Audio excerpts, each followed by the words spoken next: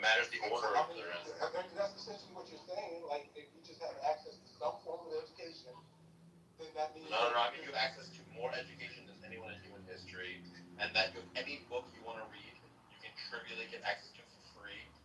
Any, that's not almost every true. professor, almost every professor has their lectures online. Almost anything you want to learn how to build, you can do YouTube video on None it. of this is true. What are you on about, dude?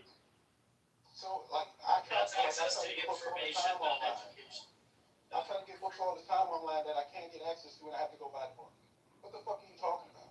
Okay, well then you get better at pirating. Hold on, what if that be anybody though? Like, have you tried going to your person local and they're library? trying to like get access to something and they can't buy the book. What if that be anyone and not specifically targeted towards black men? Yeah. But that Okay, would suggest but that the there's topic black is men about and their black excuses. men Always lacking access excuses, to man. education. That's why they date white girls. that would suggest that there's different levels of Okay, I access to don't care education. if black men stick their dicks in, right? Like, I just don't want you crying, when you get killed. But yeah, like, that's why you got. You know what? I'm not even gonna go in like that. Like, we're on a specific topic, so go ahead. So what I'm talking about is different levels of access to education. I mean, if the conversation is just that, well, there's education out there that's available, so then that's the end of the discussion. Then okay, then everybody has access to education. There is no conversation to be had about anything. What I guess I would say is that black men overwhelmingly do have access to education. Everyone does. And then the question is, one, why would they not avail themselves of it if it's just very patently there? Now, there's a separate question of like the unequal access to like credentials, and, like degrees and stuff like that. And then we talk about that, and I agree that there's an inequality over that. But just education, no, I think everyone can trivially get basically any piece of information, any book, any. I don't know if you guys know this. You could just sit in on professors. You don't have to pay for this school. You can just literally go to a class and just sit on it. Like I have friends who have done this. Like you have very much access to of education. That's what you want. Even better, and this is a black man speaking. Guess what I used to do in 2017? I used to watch the Harvard release breakdown and film lectures on biology. I watched the entire thing. It's beautiful. Yeah, for anyone that actually wants an education, he is right. You can literally watch entire lectures on all subjects: science, philosophy, politics. They're literally all on YouTube. Difference is, some people are interested in, to remember, Princeton, Harvard, Yale, and a lot of other universities release this on YouTube. Other people, they go on YouTube and look up sports. That is the difference. Okay. So Right, or they look at their favorite like rap fighter. Talking first. So are we not even talking about like the foundations also of education, like whether or not you had good access to education through your K to 12? Because if you didn't, and you're like an adult now that can barely fucking read or can't read at all, like what would be the point of having the access, even if you were stuck in the middle of the goddamn Library of Alexandria? Well, if I have a question, why would you not be knowing how to read as an adult? Like, is there Because some you had reason shitty why? access to education. But I'm confused. So are you trying to say that black males are not able to learn how to read? If they have shitty schools where they're not being taught, then they're not going to How are you learn. not being taught, bro? You literally get taught how to fucking read when we're in preschool. You get taught that. That's not what. Are you serious? In every school. Bro, you're about to piss me the fuck off. I'm not even going to lie. What reason would you not be able to learn how to read? We're not slaves anymore. This is slavery. This isn't the fucking plantation where black people are not allowed to read books. You're allowed to read books now. So what reason can you not learn how to fucking read as an adult? Why is everything on a call when we need it? I want a better debate partner for Mud than someone that's just gonna like. So then you debate from it. Like, you're not even smart enough. Just an uneducated Haitian immigrant. You debate Like, bruh, this is not some debate room. It's like, what are we talking about? What reason would you not be able to learn how to read I as a did child? want to get back to discussing what I was speaking on with Mud. So Mud you're saying that the school is so-called responsible for the total education K through 12, you must not know the actual education guidelines and policies on what that means. No, a child in America, and this is universal across most states, different states just choose how they apply it. The education, the K through 12 system or the general education system in this country is not responsible for your aptitude or skill to apply the knowledge it gives you. Its job, and this is his only job, to give you a general census of an education so that when you are an adult, you are able to integrate in society. You can thank the industrialists in the 1900s for setting it up that way.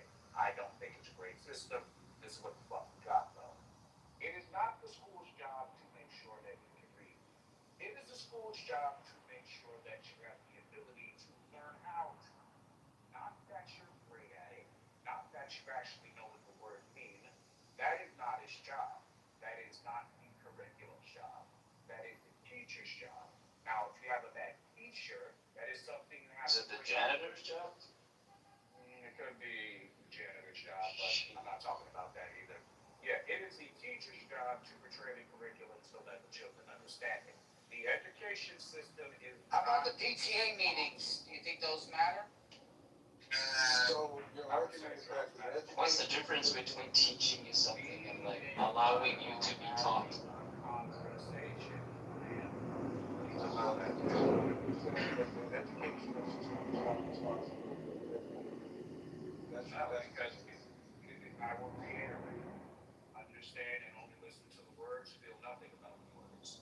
The education K through 12 system is responsible for making a general education that can be applied to the vast entire, no, all of the country in a general sense. That means if you have 1 billion children, 900,000 of those children are able to get this information, and whether they can use it or not is not the job of the education system. Their job is to make sure the information is applicable to 900,000 children, not the 100,000 that don't get it. That is his job. Now, when it comes to the teaching of the said information, that is the school and teacher's job. That's where you would actually have to go and face the problem, not the education system itself. Okay, so Does this moron think that like schools and teachers are somehow like divorced from the education system? I think you should sell more drugs. Please sell more drugs. Sell drugs. I prescribe drugs. I don't sell them. No. So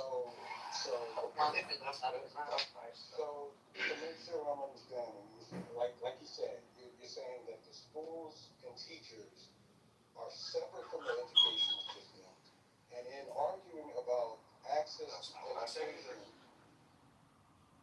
well, what the fuck do you think you're saying?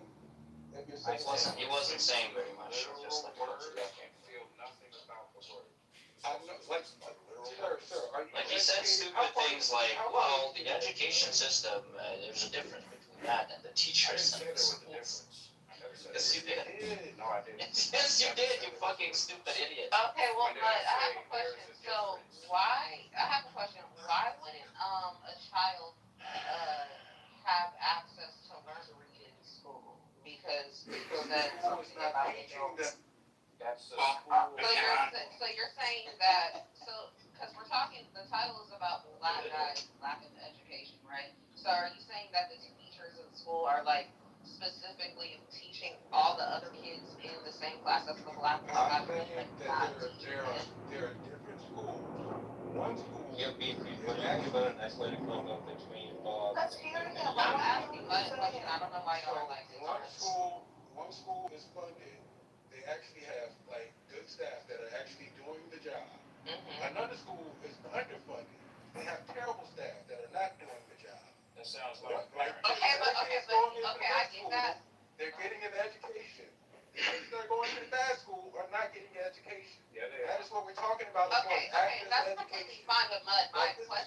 Okay, but my Very simple. question. You And answered people it, that sir. that are talking about this conversation should be able to follow if they're actually educated. Okay, but my what you're saying is like, okay, you're talking about funded schools and underfunded schools. I hear all that, but my whole thing is like, how is it? And I'm gonna use myself as an example again. I didn't, I went to some public schools. I went to some ghetto ass schools, right? And I still knew how to read, and there was other students that knew how to read, right? But if there's some students that don't know how to read, I'm just kind of confused. Like we're in the same environment, we got access to the same education. So is it that because the school's underfunded, they're not being taught how to read? So how is it like we learn No, how to kids read? will learn how to There's- read. there's- Nouns there's and all that different- in the same they're learning school, but like the black, I'm There's just different- into mud. Thank you. Yeah, but you're babbling and repeating yourself over and over Okay, again. yeah. So Anyway. there are Yeah, different funding levels for different schools, and some schools can't keep up with a choice or requirement that certain students need that other students don't need. You're not even a smarter. Yeah, I'm a troll. Imagine that. Yeah. So Okay, so anyway, there are different funding levels for different schools. You don't know how to. Oh my god. It's not a question of do people know how to read. Well, that was my question to Mud, so. Oh, okay, well that's a stupid question, and it's not even related to the topic. Hey, it shouldn't be so stupid. It is, that's what we were talking about. It shouldn't be a dumb one. We grew up in the same environment, how is it that, like, I you're made saying, a quick okay, black example. women. We should work on not being a dumb hoe. in degrees in things, but black boys Okay, aren't. It's not okay, like they so went I to made a a quick- special nice school over black boys. Shorty, everybody understands your argument. Like, you don't need to, like. Okay, talk so about answer it the fucking question mic. and explain, like, When how you that shut the works. fuck up, I can answer. I mean, I was So, kind of. so. Oh, but she yeah, just so thought there all are you was doing was saying situations where, something. yeah, so there's. Yeah. There are situations. But if I saw you, might you know, saying Don't something, be like, racist. No. It was going back and forth with Mud and the lady. Well, Mud was answering the question, like, I was not. Yeah, it was Mud. Yeah, Millet and Bob, the two weird Yeah, they trolls. jumped in. Okay, so there are situations, for instance, where you might have two kids going to the same school. But because He's they have making the different. same point that Ken. Can he just finish? Like, what is up with you? I didn't even get to the whole goddamn sentence out. So they might have families. So my parents might be educated, and they might take the time to read to me and give me the foundation so that when I go to school, I can easily pick the shit up damn near on my own. Versus there's other people who are in families where they're uneducated and they don't like they can't really teach their kids how to read on their own. So that they need the school to do it. Now if they're going to a shitty school where that's not happening, those kids are going to be fucked. Or it could be a situation where it's a shitty school and maybe there's one or two good teachers. And I lucked up and I got a good teacher. Versus the other kids, they got shitty teachers. There are very different things that can happen that can lead to this result that are not fucking complicated. It should be very easy to fucking follow. Go ahead, Michaela. Oh, I was just gonna say, it's also the teaching method. I was helping in my local school with kids who didn't know how to read that well, but anyway, the teaching method, my mother sent me to private nursery school or kindergarten, so I learned the phonics method.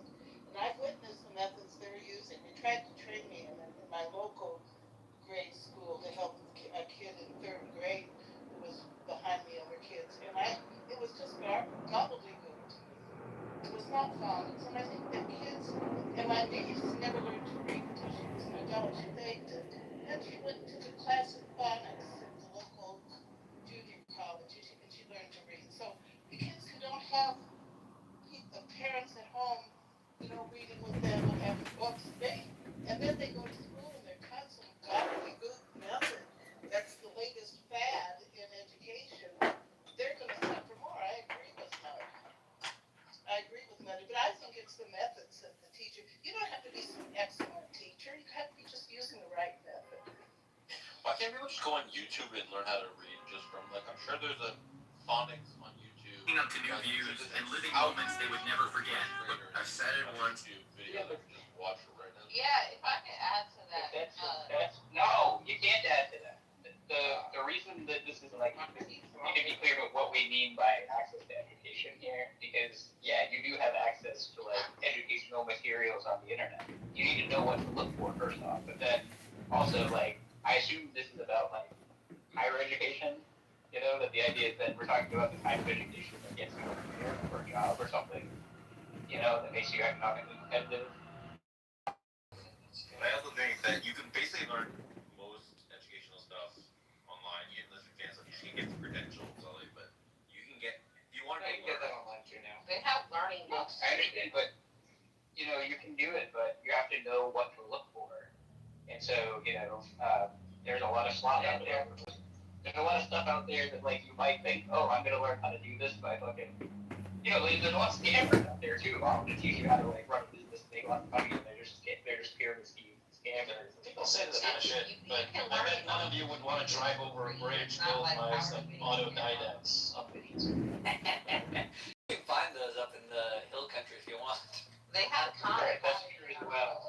I think it's funny that we're all saying, well, you can just learn all this stuff on the internet. But And then, but y'all not none having of us to learned that way. None of us learned that. None of us are people who like had no. But you didn't know how to work the Go computer. like look it up on TikTok. You'll find hobos living in the woods. Y'all didn't know how to work the computer. Know what to type on the computer so you can look up the education videos on YouTube. It's an excuse for everything. It's not.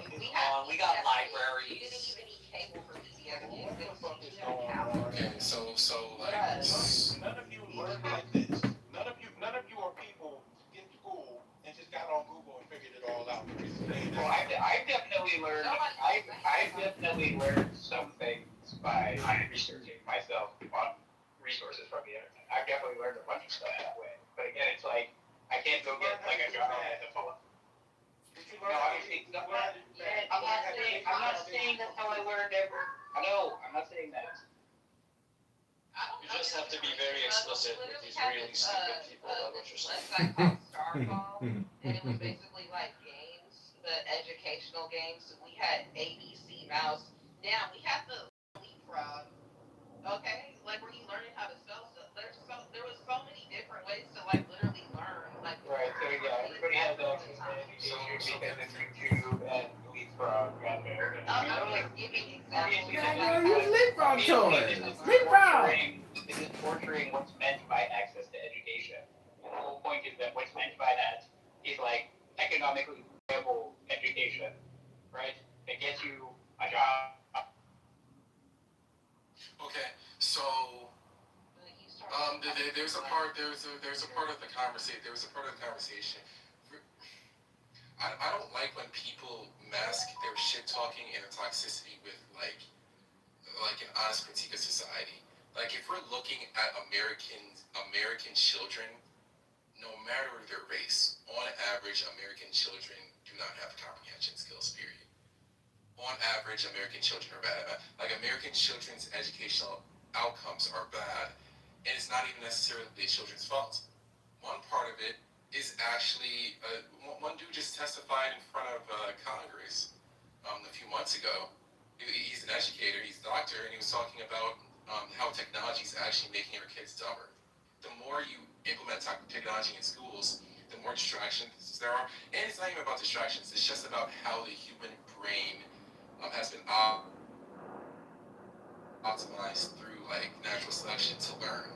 We learn from people, we do not learn from gadgets.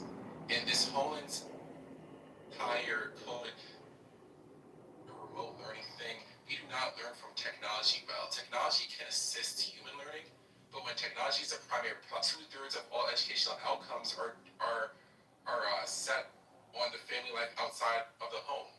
It's not that complicated to do arithmetic. It's not that complicated to learn how to read. But when kids are trying to learn and they're growing up in a toxic family environment, sometimes I feel like teachers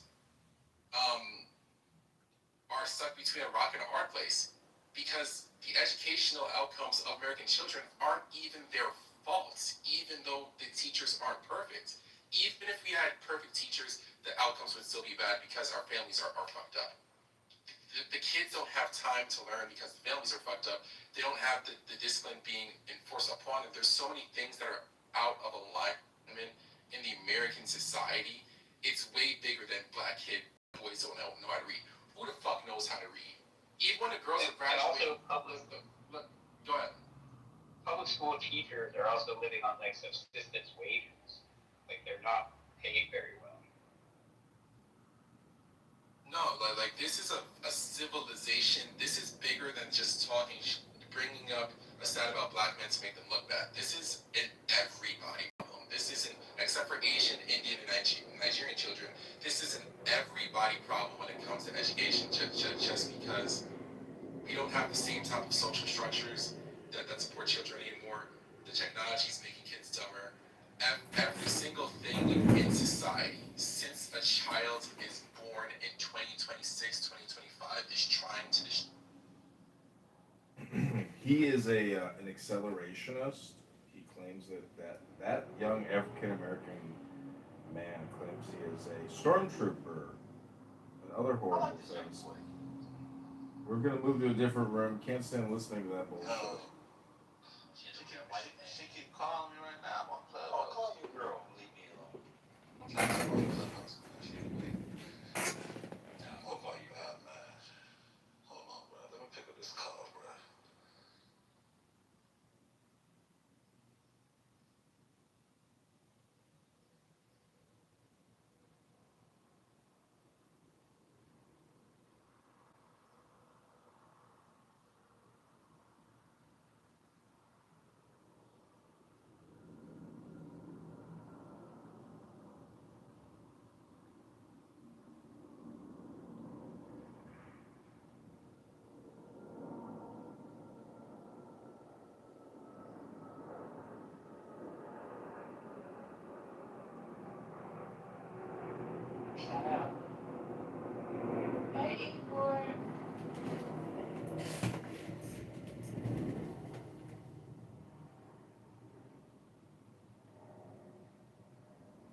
Sam's going now through the drug approval process for COVID-19 vaccine.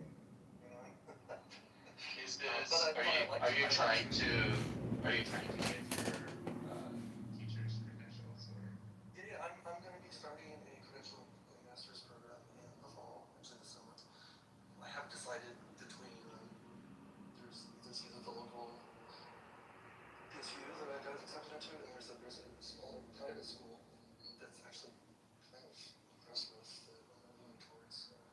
So either way, I will be starting a program, and I've been studying kind of just to this is late in my career, so I started subbing just to sort of as a proof of concept to see whether I really deal with being like around kids. But I kind of like it. They're cool.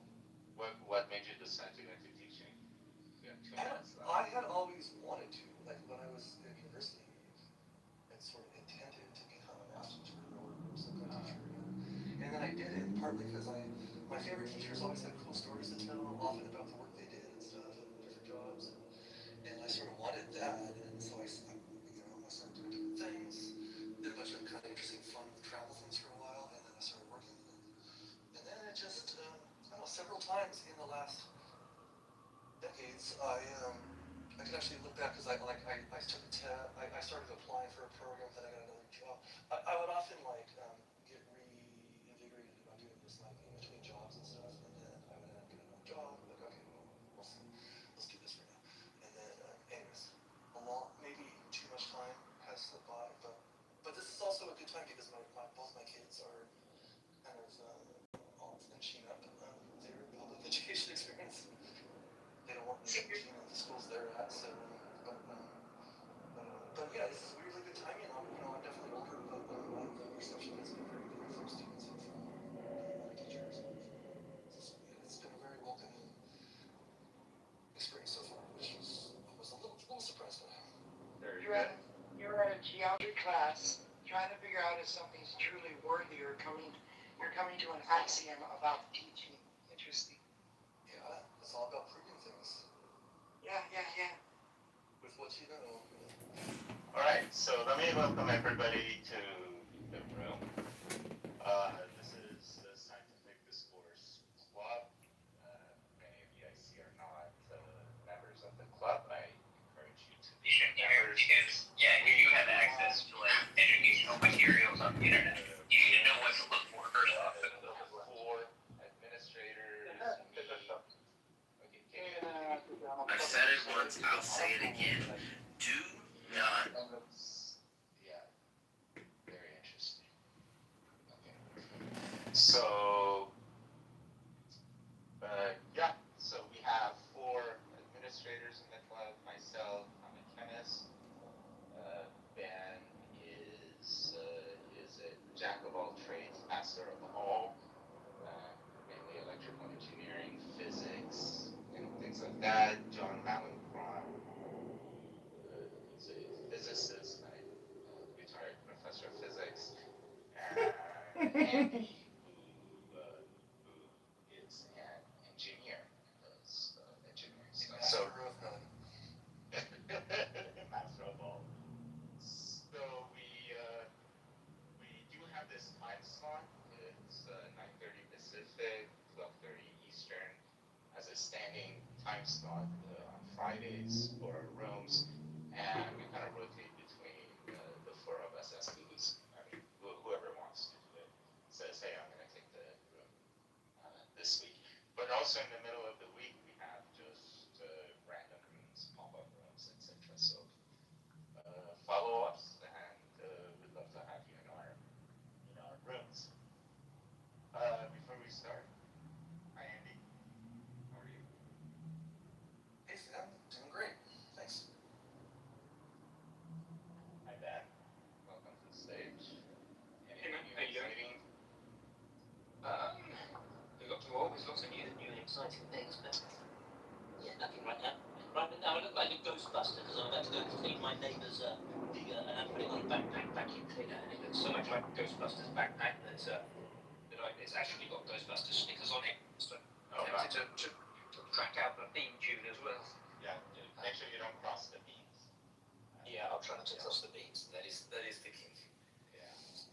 And we also have Yoni on stage, and so Yoni is always a special guest, but especially today because she's the one who suggested we do this room and has been kind of pushing for it for the past several months. And so finally today is the day. Hi Yoni.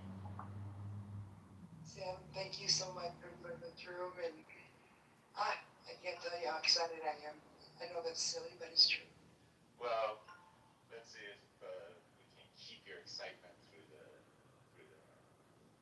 So the slides for today are posted. The link to them is posted at the top. Let me know if you guys have any issues accessing that. So this is drug development series. I do several series. I do the pharma series, chemistry series, and IP law series. And that comes from my background of being a PhD chemist and then a patent attorney in the pharmaceutical area. So I basically have dealt with these 3 areas professionally for the past 30 years. So on this pharma series, we're going to talk about the drug development process, meaning that from the time a disease is identified until a drug is approved for that disease. What are the steps that happen? So on the second slide, these are caveats. I'm only going to talk about the approval process for a small organic molecule therapeutic. So this is basically whatever pills and tablets, etc., that you take. Those are all small organic molecule therapeutics, as opposed to what? As opposed to biological therapeutics. These are things like Remicade or Humira or other injectable antibodies that are biological therapeutics, or they're gene therapy techniques, or things that are not just a small organic molecule that deals with this. And for small organic molecules, basically anything under 1,000 grams thereabouts. We also are not going to talk about the approval process for vaccines nor for medical devices. These are all, so the 4 that I have up there are 4 of the multiple divisions in the FDA.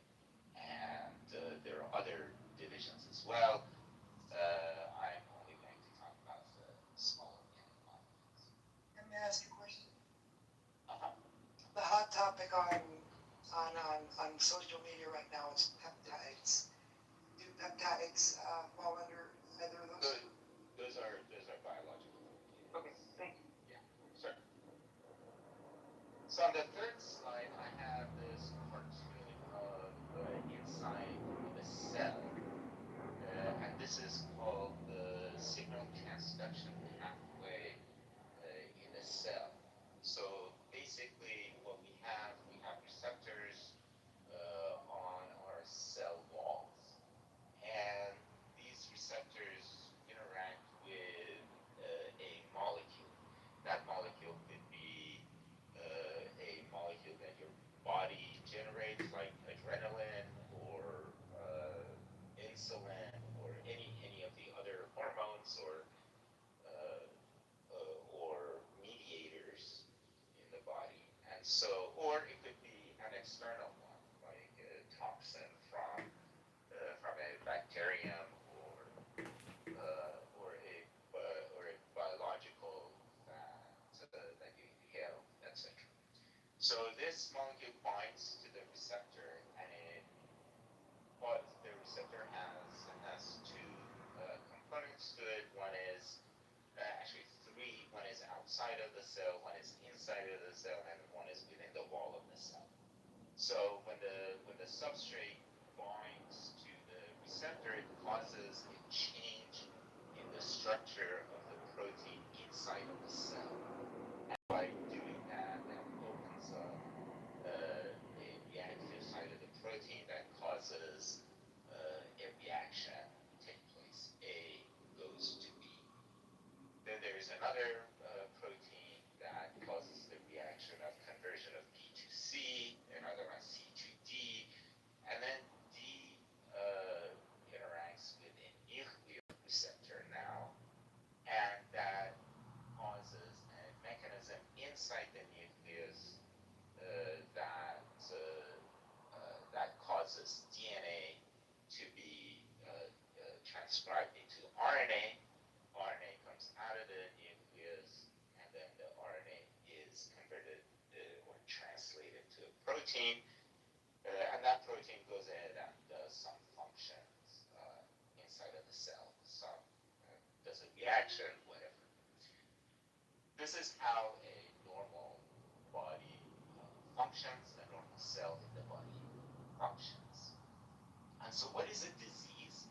And this disease, I'm not talking about infectious diseases or injuries. I'm talking about,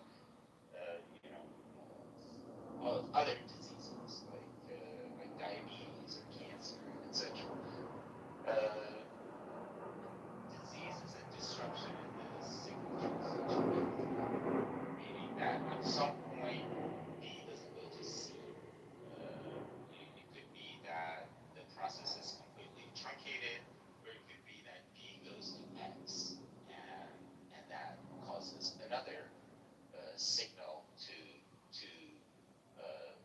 to be employed, and not the original signal, and so that will cause an irrelevant protein or a bad protein to be synthesized, and that causes malfunction in the cell, and that's the disease. So what is the treatment of a disease? It's the restoration of the proper signal transduction. That's treatment. So what do? We basically introduce chemicals into the cell so that they either stop that reaction from happening, push the protein into doing the right reaction, a whole bunch of stuff this drug will do inside of the cell, which causes the restoration of the signal transduction. So we discovered disease by basically looking at the symptoms of the patient, but then biochemists and physiologists go to work to figure out what is causing this disease, and they will come up with this signal transduction pathway and the malfunction of the signal transduction pathway. So most of this work is done in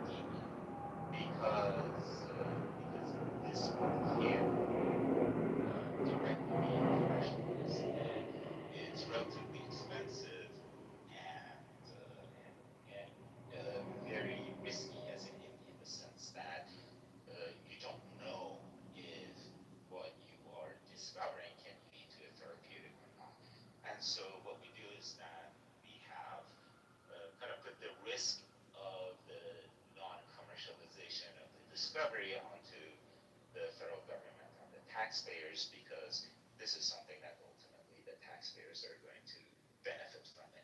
That's the philosophy. So this like three happens in academia. Sounds to me like socialism, communism.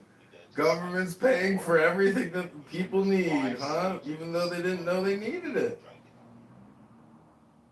So the first stage is the basic science that we talked about.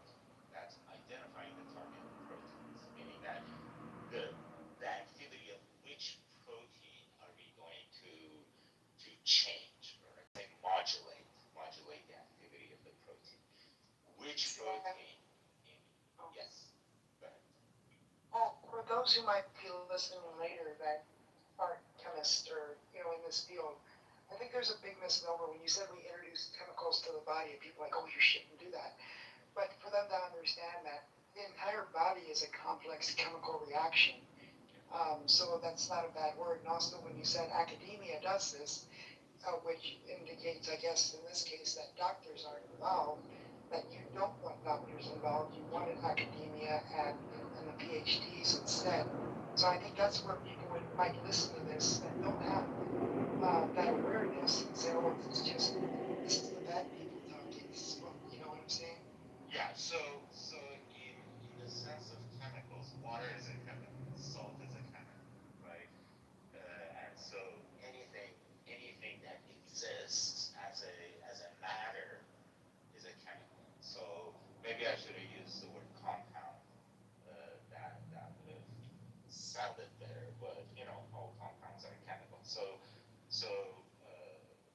it in a scientific sense, the word chemical doesn't carry a bad connotation. It just means a matter that's composed of molecules and atoms. So physicians do not get involved until you have patient contact.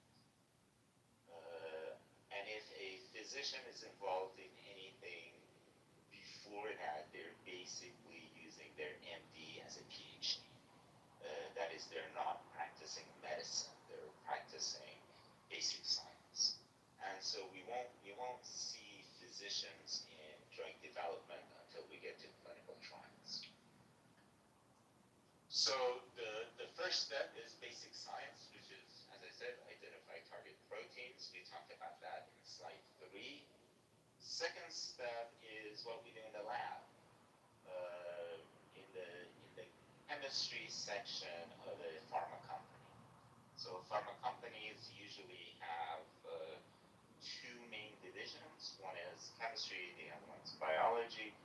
So it is the chemistry division that starts the work to identify a lead compound and several backup compounds that could be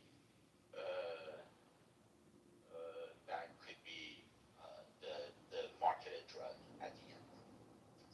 After that, once the lead and the backup are identified, we go to the biology part of the pharma company, and we conduct animal studies, in vitro studies, etc., etc. And once we have all of that data in a satisfactory manner, we now leave the pharma company and go into hospitals. And this is where physicians get involved. The PhDs design the human studies, and the physicians conduct the human studies. And once those human studies are completed satisfactorily, the drug gets marketed, and then there's post-approval data collection. So the drug company follows how the drug is behaving in the marketplace by collecting data from physicians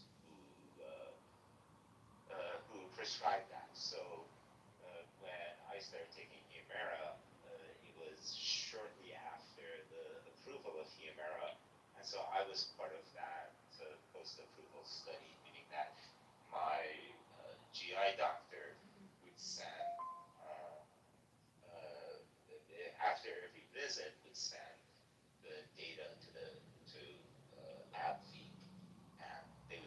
So then after a period of time, the study closes and the drug gets the final approval. And when you're stepping us through all these processes, My friend, in general, just have you ever heard a lawyer and a chemist put on a show about how COVID-19 vaccine was absolutely safe and it's not a bad. Anyways, this is a R-word show, and Zach, I just gotta confirm with you. I am 100% sure that every single person here is R-word, myself included, but everyone. There's not one person here who ain't a fucking clown. This app is a circus. Wait, not me. Surely not me. Everyone. It's tragic. Everyone. I thought I took the LSAT and I performed very high on the reading comprehension, but horrible on the logic. And it's just ESL town. Imagine like you got some legal problems and you meet this guy that's got like an accent. He's from Turkey or something, and like you're gonna hire him to represent you in court. Like you're a fucking moron. That's just if you can't speak English, in my opinion, what you're always doing The is. other day, sorry. Go ahead, yeah.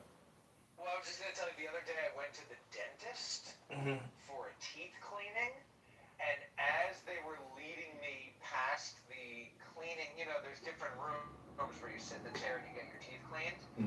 And I was walking by, and it was like normal, Schwartz from Africa. Normal, African, Schwarza. And I was thinking, like, oh my God, I hope I get an American hygienist. Yeah. Because I don't want a foreign hygienist. I'm sorry. And then I got an American. I was so happy. And then she gave me a nice teeth cleaning, and it was good.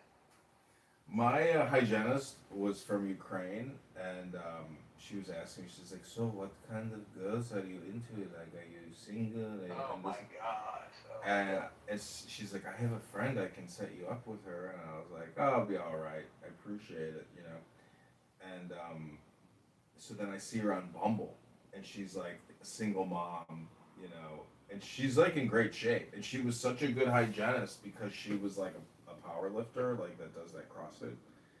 And but then maybe because I like rejected her, and like knew her Bumble backstory. Anyways, the next time I go in, I get the dumbest like hygienist I've ever met. So annoying. And she's not even doing the teeth scraping anymore. Now they've moved on to full automation dental cleaning where they spray your mouth with like this chemical, and then they take a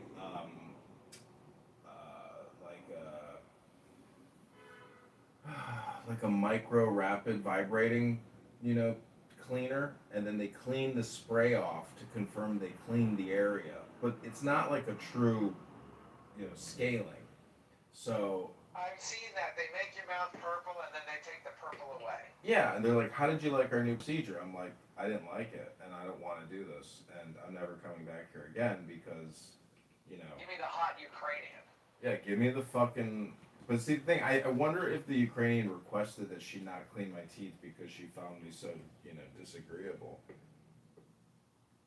So I ruined my good dental hygienist relationship by, seeing her Bumble and knowing that her friend that she wanted to set me up with was actually her.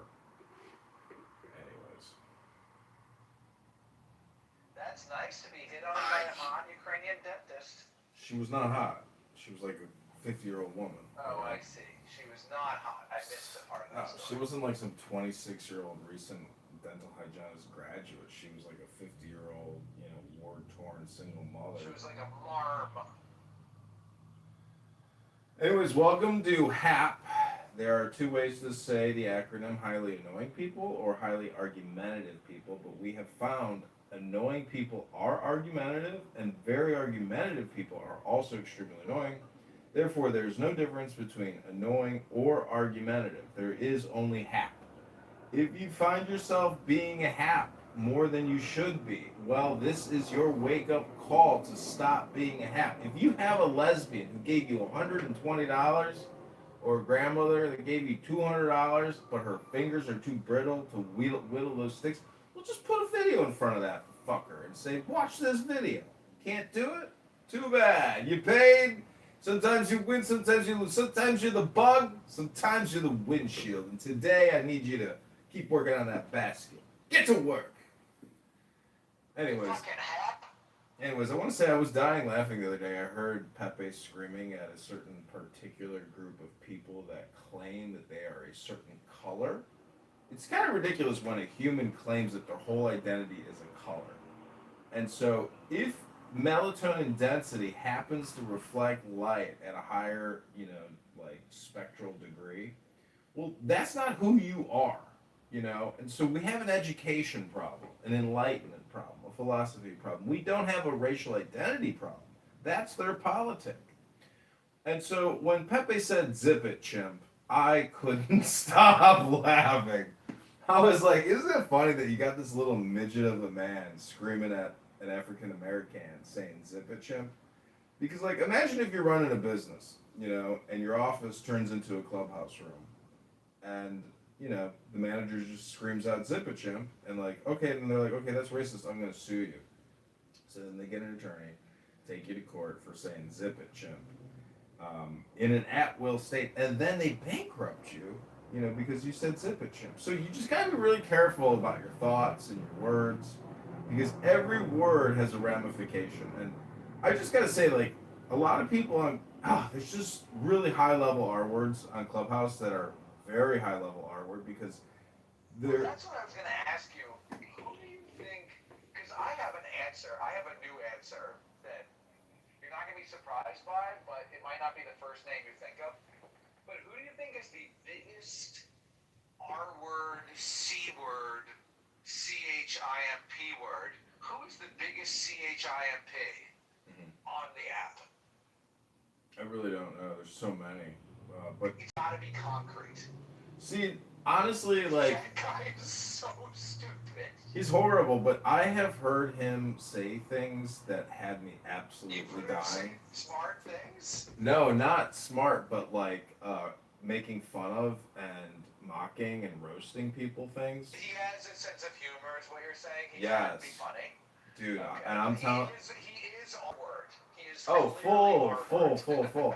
But on a different level. But because he is like mean and nasty and crude and like brutally honest sometimes, and he has this sense. I heard him say some shit and like roast some people that had me fucking dying. Because he was roasting people. The biggest R word is the person who is R word but also has no humor. And I guess if you have humor, that means you're a little less. I'm actually in a room right now with what I would call one of the most obnoxious, odious, dangerous, perfidious, stupid people here, R-word people, extreme R-word. He's talking right now in the Pharma Series drug approval process. Who is it? His name is Sam Tamasebi. What room? It's called Pharma Series drug approval process. He is he's gay, and yesterday he's like, you got no fucking idea how fucking crazy and evil I can be, bitch. I was like, whoa. What a psycho. But anyways, he some people were questioning the COVID-19 Zav, and he flipped out yesterday. So today is his follow-up room where he's now put together a presentation and he's going through the drug approval process. But he's not talking about COVID-19. So it's just very funny to listen to what I would call a high-level homosexual asshole. And if you'd like to just listen in for 1 minute, I give you Sam the Asshole. I can't find the room, so yeah, might as well. Because if you go higher, then the incidence of adverse effects of the drug. And I just want to say also, if you ever find yourself in a workplace environment or a social environment where somebody sounds like Sam and he's causing conflict, avoid at all costs. These people are trying to get your attention at all times. They like to think of themselves as magnetizers, but they're actually horrific, terrible magnetizers because they're horrible people. And I'm just saying. Lung cancer, we tested on lung cancer cells. It's diabetes, we tested on insulin receptor cells. cells with insulin receptors, etc. And so here we study two things. One is cell bioavailability, meaning that if I put the compound in the medium where that cell is, how much of the compound actually enters the cell. So you may have a compound that has amazing IC50, but when you go to a cellular assay, you see that none of it actually enters the cell. So that's not going to do it for you. So cell bioavailability is paramount at this stage, and we pick compounds that have the highest cell bioavailability. And also, what you're talking about now, can you make it so it's local instead of systemic in that? yes. So that comes at the stage of compound selection. So basically what you do is that you have proteins or receptors that are similar to each other that you want to distinguish from each other. Let's say you have muscarinic subtype 1 and muscarinic subtype 3, and so you want your drug to be only active against muscarinic receptor subtype 1. And so what you do is that in your high throughput screening assay, you put the different subtypes, and then you pick the one that is specific for the subtype you're interested in. That is a very difficult thing to do, and this is why we're dealing with side effects for every drug, because we can't really. That's enough.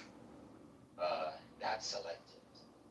Just go in there and ask them. Say, hey Sam, how does all this apply to what Pfizer did in developing the COVID-19 vaccine? And did you take the COVID-19 vaccine and multiple boosters? Because I think I'm having long COVID, and you'll just watch him fucking flip the fuck out. Just trust me. Go in there and just say, excuse me, Sam. Shit got fucked up. Can you repeat the line, please? Go in there and say, hey Sam, I've been listening and it's fascinating. I'm just wondering if Pfizer utilized this protocol for COVID-19 vaccine, and if you took the COVID-19 vaccine and how many boosters you took.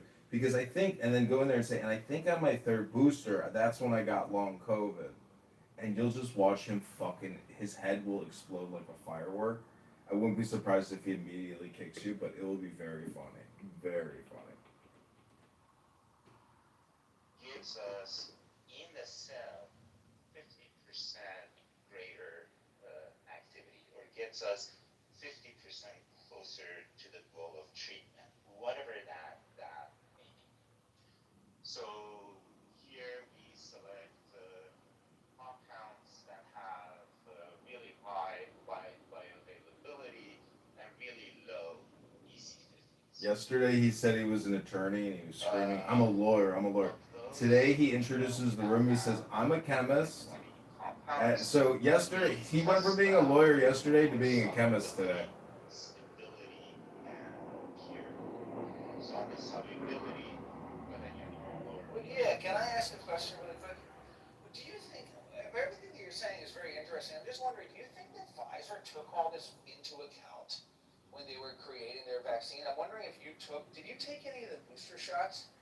Yes. Because I took 3 boosters, and I think that's probably when I got long COVID. Do you have any opinions about that, like long COVID? That is a question that's addressed to a physician. I'm not a physician, so I can't answer that. But yes, indeed, Pfizer went through all of these steps. As I said, I'm not in the first slide. I'm not going to discuss vaccines, but just because the question came up before the SARS epidemic, most of the work for mRNA vaccines had been done, and so the FDA was aware of all that work. When SARS came, there was a question whether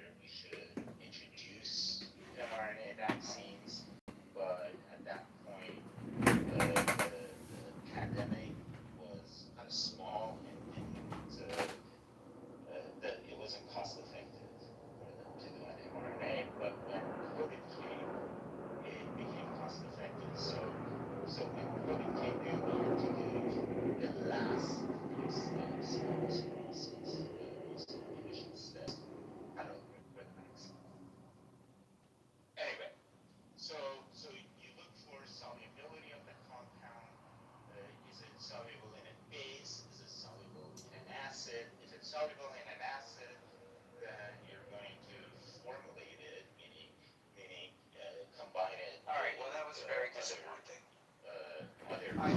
Yeah, well, yesterday he was flipping out because this guy was like, when my mother took the Zav, she immediately got Alzheimer's, and for 2 years she didn't know what year it was, and has all kinds of health problems. And then they started accusing him of being dishonest, and he was like, "How fucking dare you?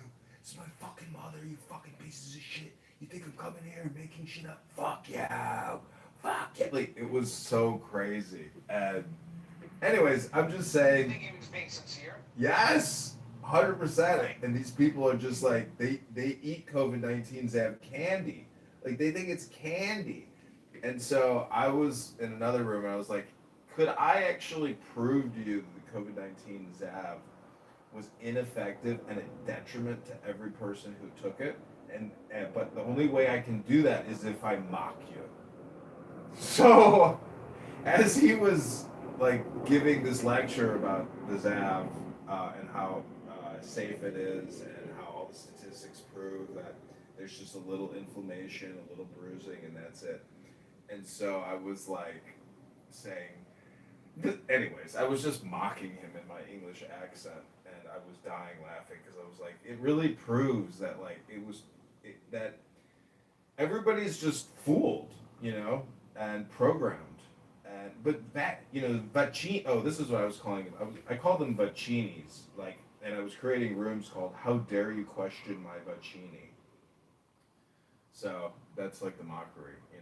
How dare you question my vaccini? My vaccini was perfect. It was exactly what I needed to protect my body from an invasion by a global viral pandemic. It protected my body perfectly with no harmful side effects. And my health is better and stronger than it would have been otherwise. For if I would have caught it, but the vaccini protected me. How dare you question my vaccini? The science proves that my vaccine was effective. Like, it's just so crazy. But anyways, while I was listening to the conversation, I was creating a mayoral proclamation demanding COVID-19 vaccine reparations for all Chicagoans that died or suffered medical harm as a result of taking an experimental, as he just said, as you heard it, he said they were given approval for an emergency gene modifying supposed vaccine. It's not a vaccine in the traditional sense. Anyways, so I just have a lot of fun roasting people that think that adding a chemical to your body, and again, these are all trans people. Isn't it funny how trans people are so... Is he trans? Well, he's gay, but he supports trans rights in his profile, but Yoni is trans. So Yoni, the guy that pretends he's a girl on this app, he was saying that people think that when you add a chemical to your body, that it's a bad thing.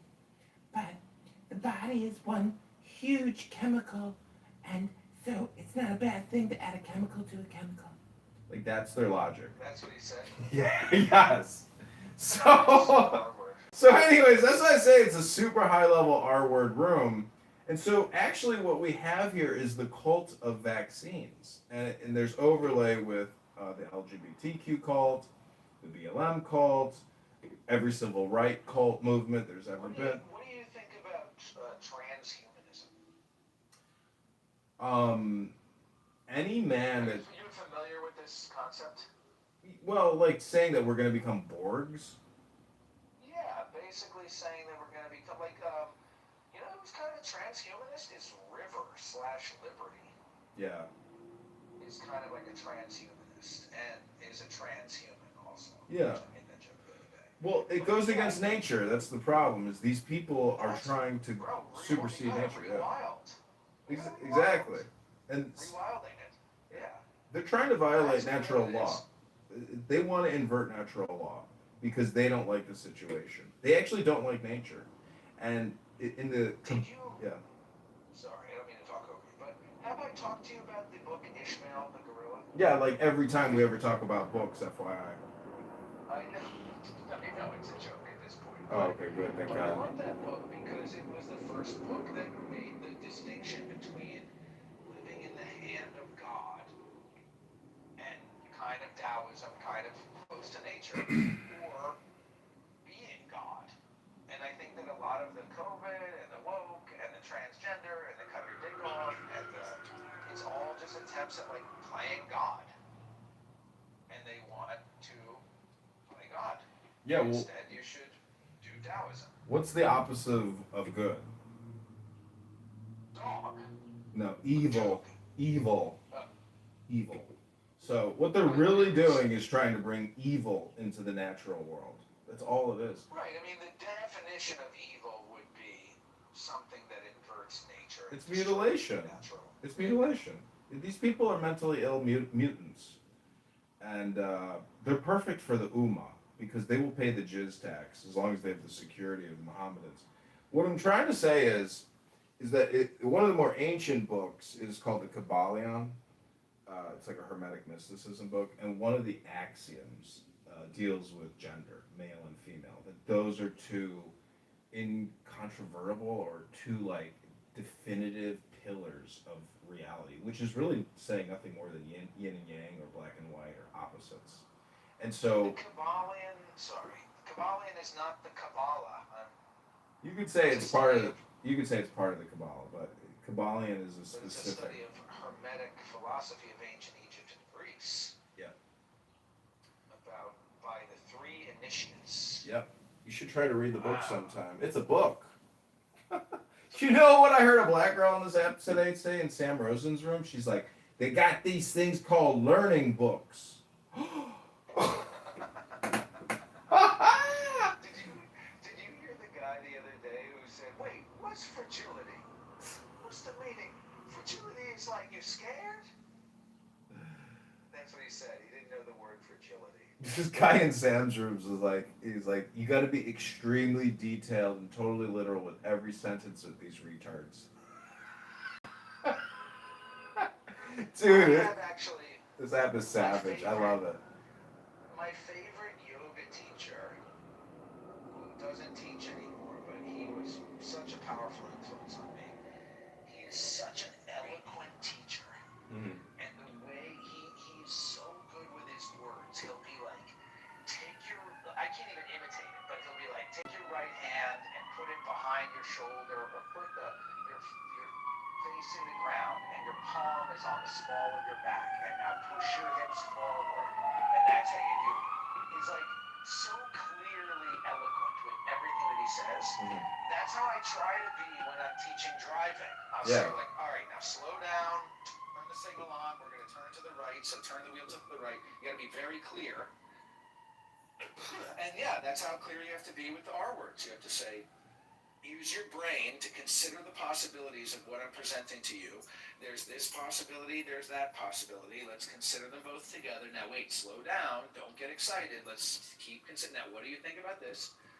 And you have to we've agreed on this in the past as well, but it's frustrating to have a conversation with somebody while teaching them how to have a conversation. Well, in Sam's rooms, do you know who NPC is? Yeah, vaguely. So he's like this gay, African American young man. He claims he's an accelerationist, and then I heard him scream in the room one day. He's like, "I'm a stormtrooper." So like, there are people out there that they think it's not even philosophy. They just want to watch the world burn. And they admit, they say, I'm very poor, I have no money, and I would prefer to just watch the world burn. You're wondering, why don't you just fucking take yourself out? And it's because they are malicious. And they want to cause mayhem. And they want to stick around to do evil. What's funny is they say there's no, like Sam has a room right now called, there's like, do black men have access to education? And, the truth is, if I was to actually go to my local library, and I've been in there, there's very few books that I would consider of any real value. It's like mostly all this ridiculous, like gossip drama fiction type bullshit. And it's a very small selection of probably really good books in your local library. But anyways, the Sam Rosen room, if if you want to take a listen, is honestly, I think, gold. And Sam does it very calmly, you know. Uh, Sam let me up on this stage earlier, and I think that mission accomplished after yelling at him and saying, "Why don't you let me on stage?" Then today he let me on the stage, and I said, "Thank you for letting me on stage. I appreciate that." wow, what did he say? He didn't respond, but he didn't boot me out, so I feel like we're friends now. Do you know who Regal is on this app? No, I don't think so. Some fucking. He's like, yeah, he's high level Arnold Christian, like extreme Christian literalist, and anyways, having an interesting, pleasant conversation going on and on. And I feel like sometimes I'm like helping people, you know, sort through their neurotic behavior and You're teaching them how to think. not just think, but like I'm imbuing my personality of okay, don't be a crazy asshole all the time, you know. Right. And so eventually he flips on me and he's like, "Shut the fuck up!" So And you're like, "See, that's what I'm talking about." so I said nothing, and then like I was doing something in the kitchen. I come back like, "Excuse me, by the way, did you just say to me, shut the fuck up?" And he's like, "Yeah," and I was like, "Did you tell me to shut the fuck up? Did you tell me to shut the fuck up?" And I just kept saying it until eventually he kicked me. And then he went, but see, he was talking to this other chick. So he went on to have this lengthy conversation with this other chick about how Andrew R. Demeans him. And I was trying to explain to him that, like, your personality is out of compliance. You know, like, the way you talk to people is just, it's offensive and argumentative. And thus I said early in the room, I was like, by the way, I'm going to co-opt your room. This is actually a support room for HAPs, highly annoying, highly argumentative people like yourself and everybody in here. And if you want some advice, just don't talk and just listen and confirm that we're listening to HAPs. And it's like he didn't even understand, I think, what I was talking about. But anyways, it's just very funny. But today I went to his room and he invited me up, but I actually didn't just go up. I just sat there and I wanted to listen and see what they were going to talk about. And they immediately went into questions of doctrine, etc. And he was saying that Christian concept is a Zoroastrian concept and this and that. But what I'm also trying to say is I have a new burner account, and I gotta say listening to this shit is the way to go. To even participate and speak is completely and totally pointless at this point. Because I think beyond a doubt, 100%. 100.01%, I have confirmed that it's just an R word app. But the best part of the app is roasting the R words. That's when it actually, to me, is like the most fun. But anyways, I think we've confirmed all of our hypotheses. There's also the neurotransmitter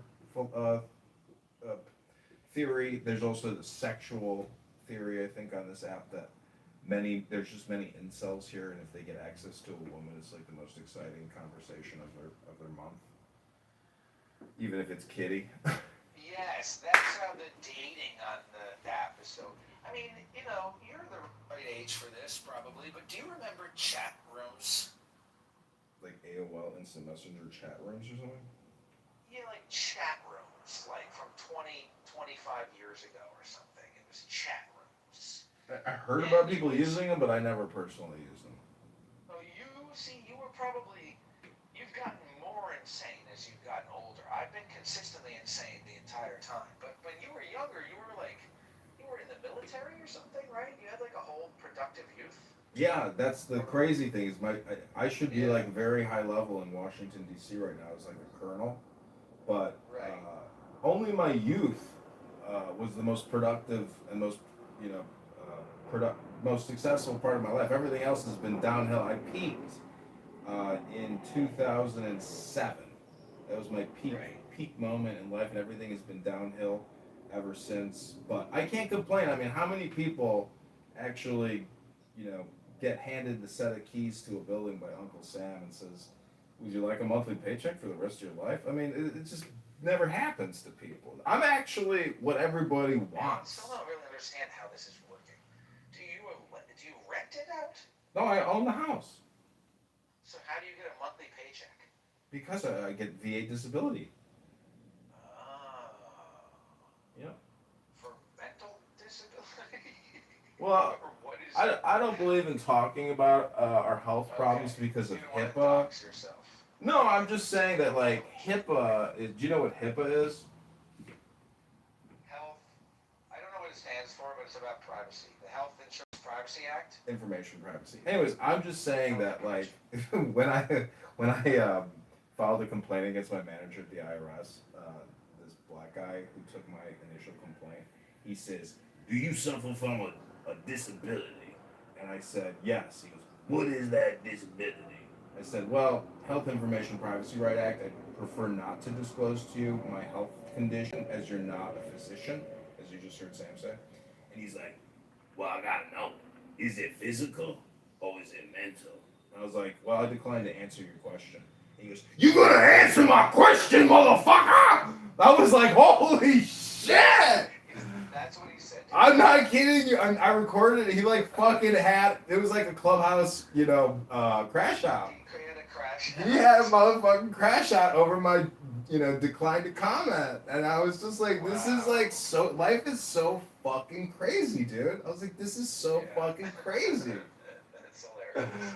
So, anyways, I'm just bringing it up. I mean, I don't mind talking about, my situation and what happened to me in the military and all these other issues, but it's neither here nor there. The now is all important, and for highly annoying people and highly argumentative people, they do not understand the underlying concept in all philosophy and all the literature, all the religious books, etc. They are just literal dogmatists who are just like jigsaw people. Like they want all the pieces to create this big jigsaw puzzle, and the whole time of making the puzzle, they're complaining. And even when they finish it, they don't even take pride in it or joy. Have you ever glued a puzzle together after you made the artwork? I haven't, but I know that people do that. Do you think that's a cool thing to do, or you think that's a dumb thing to do? It's a metaphor. It's a metaphor for people's horrible attitudes in life. I'm just saying, people don't take joy in anything. That's the whole purpose of religion, is to have an enjoyable experience. It's a happening. Your life is only 2.5 billion seconds. Try to enjoy it and stop being fucking annoying. Stop being fucking argumentative. People are so fucking stupid and so low IQ. I can't explain it to you. All I can do is show it to you. I give you Sam.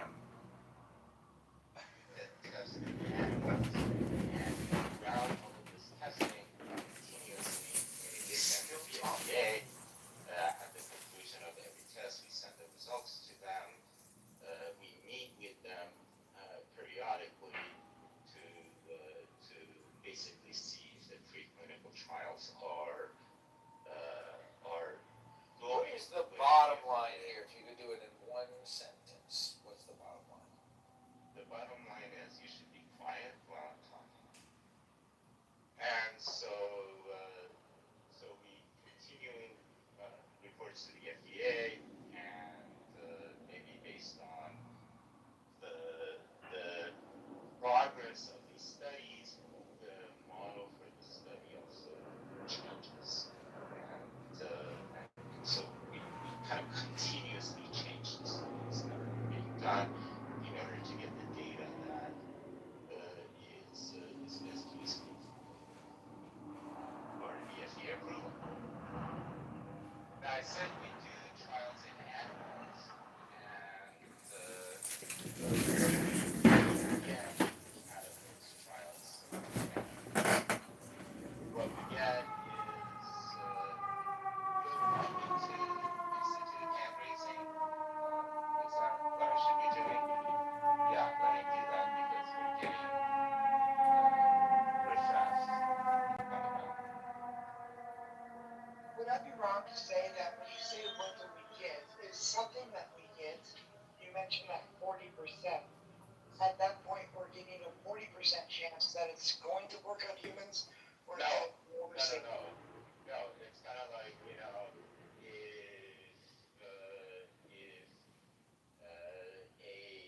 So 10 milligrams. basically, I think it's like a user error, like a malfunctioning. See, enlightenment means that like that you're in control of your drive. You know, like the car, the body. You're basically a soul and an avatar. But imagine if you knew that. Imagine if you knew that, you'd probably stop complaining, right? Like you wouldn't be complaining that you have 2.5 billion seconds to do what you want to do in your avatar, vehicle body. But real intelligence is knowing that you're stupid. And there's only one way out of stupidity, and that's through books. Many people today on this app are actually just talking to you through ChatGPT. Whatever the topic is, they put the prompt in and just read it to you as if they're talking to you. That is the definition of like psychotic, neurotic behavior, in my opinion. That's not true self. So we have like a self-functioning error. There's the big self and the little self. And I think I fixed Sam Rosen. You see how you can actually, by having a sincere, intelligent conversation, if you have intelligence, can maybe help like unfuck people? It doesn't work with everybody. And over the years of Clownhouse, I realized just the other day that I have heard some people say the exact same things for many, many years. And it's easy to sound intelligent, but if you're on this app talking all day long, you are not intelligent. You're just not. Have you ever done a perspective drawing? Do you know what that is? A perspective drawing from like fifth grade? No. I bet you do know what it is. You have a piece of paper and you do a vanishing point. Mm-hmm. And then you use a ruler and you make like two lines that both terminate at the vanishing point. You have a horizon. Mm-hmm. And then you end up making like a street. Yep. Can you picture it? Yeah, I've done that. You do it in school, you know? I remember doing it in like sixth grade, making it's called a perspective drawing, and it teaches you about the vanishing point. And so in the driving, I mentioned the perspective drawing because, for example, when you're pulling over against the curb, you want to be parallel to the curb. Now the curb, it looks like it's going to the left. It looks like if the curb continued that it would go to the left. Mm-hmm. But actually the curb is going straight. It's just that our perspective changes as it goes further into the distance. So if we were to use the curb as a guideline to drive as close as we currently are to the curb, we don't want to get any closer, we don't want to get any further. We want to stay close to the curb. Yeah. We're using the curb as a guideline and we're driving straight. But what I have to tell you is that the African kids cannot understand this concept. And I think it's because they haven't done a perspective drawing. It's English, man. They just don't understand the It might be English. a language thing, but what they do is they hold the wheel perfectly straight, Uh-huh. and they wait until they like almost crash into the curb, and then they turn it slightly to the left and hold it perfectly straight, and they wait until they almost go into the oncoming lane, and then they turn it back to the right. I'm like, bro, you need to kind of like use your hands like this, back and forth, back and forth. You got to kind of go straight. But I think it's like, I don't know if it's a level of intelligence or if it's a comprehension or if it's a putting the puzzle together and gluing it together or whatever. But it's like some people, I mean, when you're talking about unfucking people's brains, Mm-hmm. in some cases, yes, but in some cases, it's No. impossible. Yeah, and I think for the impossible, You know? I think like this is why I think a reading nonprofit is actually really helpful for people, because if they were to read the script and program themselves in the same way that we feed data into software, etc., like they will process it dialectically, and that's what they're not doing prior to the event, is trying to have a dialectic experience of what they're going to have to do in the physical world. And this is what pre-operational planning and role playing all goes into like operation movements. So Do you ever, I don't want to make it like too real here, but do you ever think about doing like real life things? Like I know you don't want to do a foraging tour for fat lesbians through the parks of Chicago, but when I was in high school, my favorite class was we had to call everybody Mr. Kitover, Mr. Ruda, whatever. But I had this one teacher whose name was Nathaniel, and he taught alternatives to violence. He didn't teach math or English, it was alternatives to violence. and it was like philosophy, and we didn't read the Tao Te Ching, but he was very cool. Mm-hmm. And you could do something like that, and B, your idea of a book club where you actually read a book is revolutionary. I mean, that is so unique because there are a million book clubs in the world. That's a boring idea. But as you said, the book club, they don't actually read a book. They just talk about the book that they might or may not have read, or they might have watched the movie, or they might just have tea and crumpets and turn it into a chat session. See, if you actually did like a book club where you actually read a book, like that's actually kind of a cool idea. Well, see, there are only two types of people in this world: those who read books and those who do not. And so I heard this author. He was like, "I made my living in books. It's like a society. It's a network." And so what we're really dealing with is the high level R word people claim they read books, but you've never heard them read a book. They talk. That's why I'm saying all this, like this guy Sam right now. And if they try to read out loud, they can't. And they can't. That's yes. They can't even read. That's the thing. Is like it basically it is the R word filtration services where if you come in for a job, here read me this page. Right. And you should almost like on a date, first date, you should be like, hey, by the way, can you read me the menu out loud? Exactly. Like, I want to just see if you can't if someone can read to you very quickly and totally succinctly without any error, they are 100% intelligent. If they can't do that, then you know that your red flag is up and they gotta go. That's it. Bye. Nope. Gotta try again. Work harder. And so in Sam Rosen's room today, guys like before they said the learning book, they said we learned on Leapfrog, the toy company. So like that's what is that? That's the little iPad thing. Yeah, back in the day, they used to sell the Toys R Us. They're like educational toys that the government spent a gazillion on fucking buying, passing out to all the poor kids so they can push buttons all day and listen to sounds instead of read a fucking book. So then the other guy is like, talking about, man, what the fuck? Why the fuck you got black man in the fucking title? Like, why you gotta call out black man instead of just having a room and educating black men? And then I started laughing. I was like, thinking to myself, I'm like, could you imagine, like, if he was to just say, hey, I want to try to educate you guys something and educate myself in the process so we can educate, like, actually do what you're complaining about. And so that's what I was also telling Regal. I was like, and I even tell Sig, I was like, you guys are just chronic complainers. Like, do. That's the magic in the rights of man, which is do what thou wilt shall be the whole of law. The do part is capitalized because your life is a happening. It's a doing. It's an action. It's not subjective. It's not objective. It's like a merger of the two. So in the world of highly annoying people that are extremely argumentative, silence is always the secret. And I can't even imagine how many people have died, like, in the streets because they decided to say something to a hap in the street, and that guy happened to turn around and fucking paste you and kill you as you smashed your head in the skull. Oh, it was called, I think it was called 5 Types of People Who Can Ruin Your Life or something. 5 Types of People That Ruin Your Life. Yeah. And this was about identifying and dealing with high conflict personalities.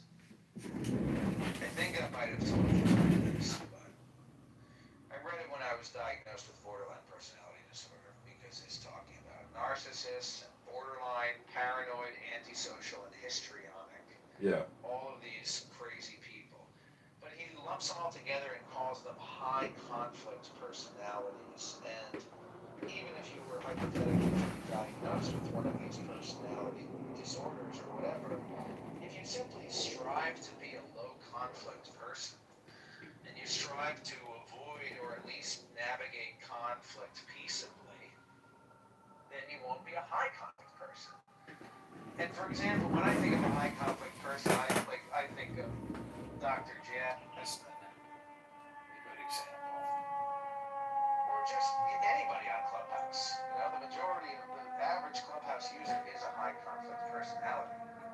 And that's the type of person who you want to avoid on the street, because if you interact, what his conclusion was, as far as high conflict personalities, is that they can maybe heal themselves if they want to avoid conflict, but we cannot heal them.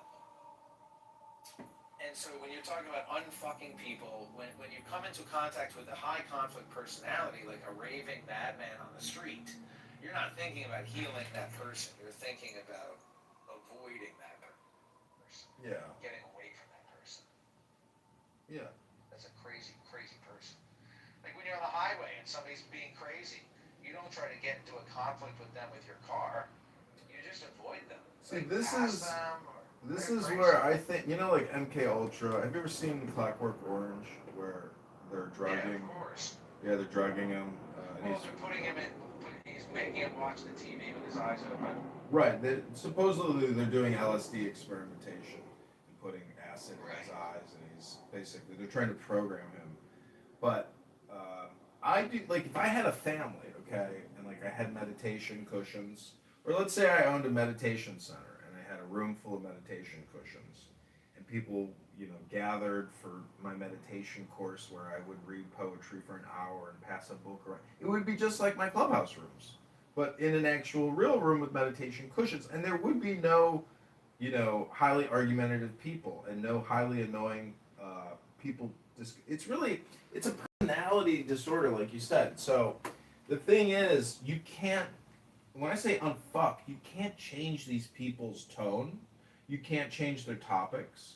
You can't change how disruptive and interruptive they are. You cannot change someone's personality. In many ways, that's like the definition of their personality is to be a hack. But by listen to this. Yeah. It says, not knowing is true knowledge. Presuming to know is a disease. Thinking that you know, that in itself is a disease. It says, first realize that you are sick, then you can move toward health. The master is her own physician. She has healed herself of all knowing. Thus she is truly whole. So knowing something is a disease that you should be healed from. And when you are truly healed of all the knowing, then you'll be good. Well, yesterday But if you are diseased by knowing, then you are full of disease. You're a piece of shit. Yeah, I mean, I have a tattoo on my arm that says I'm the wisest man alive, for I know one thing, and it's because I know nothing. This guy Sam is reading a chat GPT to people and put together an AI document on drug discovery process. He claims he's a lawyer and a chemist.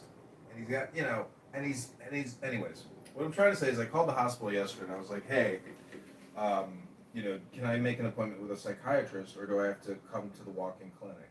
And she's like, you ever seen a psychiatrist before? I said, yeah. And she said, yeah, you got to come into the walk-in clinic. You can't just come in. And I was like, so I can't get a prescription? I was like, I can't get a prescription the same day? She goes, no! And I said, and she said, you have a psychiatrist? And I said, well, that's why I'm calling. And she said, You're just surrounded. This is the problem if you live in Chicago. Wait, I got one more story. Listen to this. Alright. So wait, what happened? Yeah. So Was that it? that was pretty much. Yeah, she de-escalated after that, and then I said, okay, thank you. Have a good day. And so one time I was being evicted from this apartment building that I lived in, and so I called what they call like the Chicago Low Income Housing Legal Assistance Hotline or something. And I get this guy on the phone and I'm like, hey, I'm being evicted. I'm a disabled veteran. I have severe PTSD, service connected. And he says, I'm from the fucking ghetto and we all got PTSD, bitch. He's like, shut the fuck up. Stop complaining, bitch. I was like, oh, wow. I was like, oh my God. Like, this is the most gangster ass motherfucking customer service operator I've ever heard in my life. I was like, this is so funny. He's like, we all got PTSD. I was like, sir, I thought this was the legal aid hotline. Please. That was the the eviction legal aid hotline was, bitch, we don't care if you got fucking PTSD. We all got PTSD up in this complicated world, motherfucker. I was like, oh shit. Anyways, I'm just saying, like, it's got to be true that, like, the more you think, the more you speak, the further from the truth you're going to get. And so when you call and you ask for help, you get called out on the asking for the help. So they're accusing you initially of even making a complaint when all you're trying to do. Anyways, I'm just saying that this app proves multiple things about human behavior. And see, the cool thing is about the anonymous functionality and recording people and documenting their behavior is that if you were to show that to a potential client of theirs or maybe their manager, they would be like, maybe the manager's retarded too, so they actually won't even care. But anyways, I'm just trying to say, people do not have cognitive security on this app. They are willfully ignorant. Happily, they project all kinds of propaganda and lies. Like Steve Appel is a big liar. He intentionally lies. And yesterday he was like, it was very intense. He was like, now, if you believe that the polio vaccine is a bad thing, well then you are 100% a fucking moron. But I have a controversial opinion. If you think the COVID-19 vaccine maybe has some negative side effects, well then I wouldn't say you're a fucking moron. But if you believe that these 5 major vaccines are bad for you and won't save your life, you're a fucking moron. And I'm just like, that is just so not scientific. It's not statistical. It doesn't presuppose that it's an industry and there's not all these commercial obvious benefits to the company, to the shareholders that get the government to buy all these vaccines and print them up and chemically create them. So anyways, people, in my opinion, if you have sour grapes because you took the Zav, well then you're going to defend your Zav position. And I think that's just like basic psychology. And the fact that people can't see that, like that's why I say they're intentionally malevolent, dishonest, but it's really just personality. And there's nothing you can do. All you can do is push back, but eventually, after many years of even communicating with these people, they completely block me, they don't want to hear from me, and they hate the fact that I even live stream their rooms onto YouTube. But to me, that's like the ultimate joy and satisfaction, is knowing that I have discovered and accurately diagnosed high-level R words, and but if they watch themselves, they have to admit that they're like totally disagreeable, highly annoying, highly argumentative, and they sound horrible, and they just scream at people. And so I was just talking on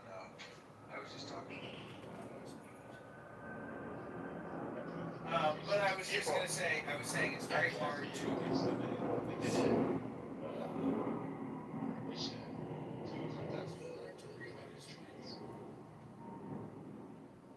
So I'll tell you this story briefly. I have to go and do some stuff. But I called this guy. I doubt I've ever told you the story. Do you happen to know the name of Vitalis? For that sites or maybe hospitals. no, Now you're muted. no. Well, I called this guy out as a racist like 10 years ago. Back when I was like a little retard, excuse me. And then I called him out as a racist. He wasn't a racist. I spent a lot of time kind of trolling this guy. And then like 5 years later, which was at this point like 5 years ago, then I got called out as a racist. And then it was very damaging to me, and it made me all crazy, and I lost a lot of relationships, I lost some employment, and it was very fucked up. And it's all in the back of my mind, I was thinking like, but you used to do this. I used to do the same shit, you know? So it was kind of like a karmic punishment. And then I started kind of wanting to apologize to some of the people, and there were some people I made amends with, but there was this guy, Daniel Vitalis, who I always really wanted to talk to. I don't care And how small it is. I called him a couple times. I called him probably last year and never got through. But then I called him the other day and spoke with his brother and said, I want to talk to Daniel. And then Daniel called me yesterday and I spoke with him on the phone and I said, hey, I'm sorry for calling you a racist. Obviously, that was unfounded. And we spoke on the phone for like half an hour, had a good conversation. It was very healing. And I don't know, I was just thinking, like, there are so many people who I would love to get an apology from. Or, like, there are so many R words who I would love for them to become educated. But, bro, the fact that you think you're entitled to an apology is fucking deranged, my friend. Here's my Deranged. point. Let me just finish here. It's not that I'm entitled to an apology, it's that, oh, it would be nice. I don't think I'm entitled to it. But I do think that we can control our own actions. So I wanted to apologize to this guy. I called him up and had a nice chat with him, and then that was very healing. But I don't think that I can sit around and wait for an apology from other people because I think that would be deranged. That's my point. God, so what's interesting is the apology is the healing, and that's what Yom Kippur is all about. And I always ask, atonement. I always ask people, like, you know, have you ever actually asked for forgiveness and humbled yourself? Because I looked up the word humble, and it's basically you put somebody else, the person you're apologizing to, you put them on the pedestal. That means you look up to them and you say, I'm sorry, and I'm putting you in a higher position now. But many people can never get to that point because their pride, their vanity, their ego, their personality, their persona, no fucking way will I put you up on that fucking pedestal. And supposedly you want to apologize to that person with that kind of attitude? So that's what a high level R word is.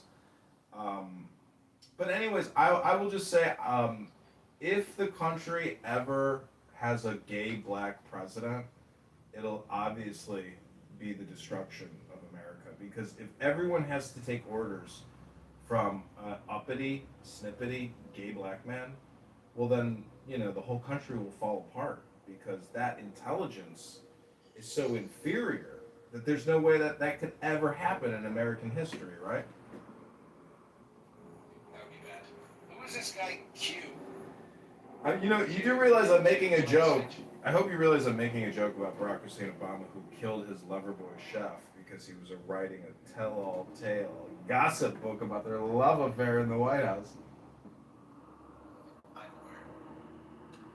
But anyways, this is Highly Annoying People, Highly Argumentative People, and I want to thank you for joining us in the Kabbalah Secret Doctrines room. See, Kabbalah is actually the philosophy of many philosophies. According to some Kabbalists, it's not just Zohar. It's like a secret doctrine which is has many branches on the tree of life. Hello? Hello? Alright, well I have to go. I have a bunch of shit to do, but... Okay, never, please, my friend, FYI, in the future, never, ever, ever say, I have to get some work done, I have a life, I've got to be productive, you know, and never say, hey, I gotta go. Just Irish goodbye, because this is Clubhouse. Yeah, I guess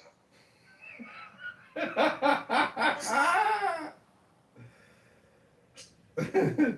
Oh, we used to influence on us. You have heterodox influences, right? And I pointed this out to you, and then I'm saying, gee, well, where did Muhammad hear this stuff from, and how did it end up in the Quran? Well, he must have spoke to some of these Jewish people and some of these heterodox people that were rejected from the ecumenical councils. They must have traveled around, and he must have pointed this stuff. I don't see what's so fucking hard to understand about that. Secondly, we say that our book is inspired by God, right? Wouldn't you say on the basis of that, let's just give Muhammad his due credit, right? Let's give him credit where credit is due. Maybe he's writing a book inspired by God as well. Is that more acceptable? But it wasn't directly from them. It was from Paul and James. They were 50 years or 25, 30, at least 50 or 60 years after Jesus' death. So these people, they can't write what Jesus said verbatim. Is your book the verbatim word of God, or is it inspired by God? The verbatim. Oh, okay, so you're a dipshit and you just didn't listen to anything that I just said a minute ago. Oh my God, bro. Come on, bro. All I'm saying is it verbatim. You're overly committed to fucking brainwash. Here's the sloganarium. We have a perfectly preserved fucking book. Well, you know what? I got a perfectly preserved jar of pickles in my fucking fridge. Is that the pickle of God? Bro, what type of example is that, bro? It's fine, bro. Come on, bro. Chill out, bro. It's not that serious, bro. There's no way you can get to me right now. Can't kill me, bro. I'm not nowhere around you. And I'll probably call the FBI Secret Service on you. Just letting you know. So calm down, bro. It's not that serious, bro. Calm down. Dude, this is why I... Just prove your point. Like, we're having They have this thing called cognitive dissonance, right? It's a thought of view inconsistent with this human value. The thought of view is that you think you guys overlap with our religion, and when I'm showing you how you don't, you still want to maintain this thing. This is what I'm trying to say. This is my argument. When it doesn't. Okay, this is my argument. My argument is the book that you're getting, I'm saying that book is not even authentic. That book was written 50 years after Jesus. So I'm trying to say, how consistent is that book when it's saying Paul, James, the It's fucking written 50 years after the death of the fucking prophet and the third caliph with fucking Ibn Masad and Uthman. So what? No. All they did was compile it, bro. That's the difference. They were already, there was people forbidden that wrote it that the remembered original it. manuscripts after they compiled it, so you can't see what was really written there. That's a great one. No. They compiled it because that's what I'm saying. You don't understand. But for me to explain one language, you speak only one language. All the things that people say, all the things that people remember that end up in the fucking hadiths, though. You know, it's the same thing with the original manuscripts in the Quran that all got fucking burned, dude. Well, why is it good to do it in one sense, but not good to do it in another? There's the P and fucking not P right there, dude. To do that. It's not the way you're thinking. But listen, you know what they said? This is scientifically proven, right? When somebody knows the Arabic language and he's learning it, right, he uses 2 parts of his brain. So for me to try to explain to you one Arabic to another language, try to explain to you, you would never understand it because you're only using one part of your brain. You only know English. If I use the part of my brain where I get the Arabic, right, and have it translated perfectly from its Arabic, then what? What about if I use that part of my fucking brain? Is that okay? Okay, then that means you would be more open-minded and you would try to reveal some of that facts. And I'm trying to tell you, the thing, I'm telling you my facts. I'm saying people remember that. People at that time, even before Uthman, when he compiled it, people were already memorizing it. People already knew it. All he did was compile it. So people had their own personal Qurans and they had their own writings and their own size details. Which would be considered a hadith, right? Which is how people talk to each other and translate and recite it into oral traditions and explain the understanding of that thing. Why are they burning that too? That's not the way I'm trying to explain to you. It's not, they never did that, bro. Why are they burning it? They never did, bro. Yeah, they did. They burned the ones that were already errored, that was already ripped, that wasn't fully completed. Like some of them were completed. Some of them were half. How do you know that? This is the consensus. This is what they did it for, bro. You cannot just burn it. How do you know that? I know this for a fact. Who told you that? We listen to what the prophet revealed to us. That's what the I'm prophet gonna ask you one more time. Who told you that? Or I'm gonna just get the fuck out of here too. The prophet told us, bro. Oh, the prophet told you. Oh. You take it from the So we're doing circular reasoning today. Because I can just tell you, the God of my Bible tells me you're fucking wrong. And I can say my book tells me your book is fucking wrong. And do circular reasoning that way, right? And not even make a fucking argument. Or bring a counterfactual. Is that okay? Or like, because now I fucking win, right? That's okay? I can use circular reasoning because my book says so? You got it, bro. Alright, yeah, fair enough.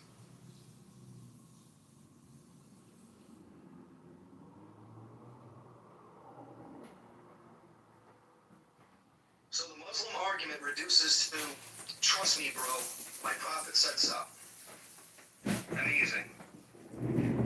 Yeah, there's only 2 types of people, believers and non-believers. It's a very binary system. And mind you, it's not believers in God, it's believers in Muhammad. So that's the big, like you said, gotta believe me, bro. It's bullshit. It's a scam. It's a fraud. Islam is an MLM, in-group, out-group scam. But you're saying a person, look, you're literally saying that Muhammad Muhammad is not a true person who brought down the Quran. But you're saying a person who brought down the gospel, whatever, he's God. No, bro. That came into the human form. How can We're just trying to focus here on Muhammad. Not Jesus, not Krishna, not any other prophet, because Muhammad has the special name, the messenger. He should have been called the liar, not the messenger.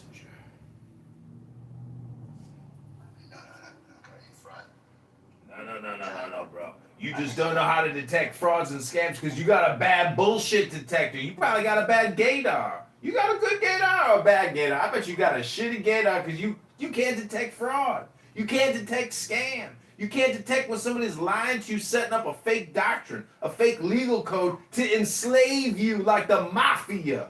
Hello?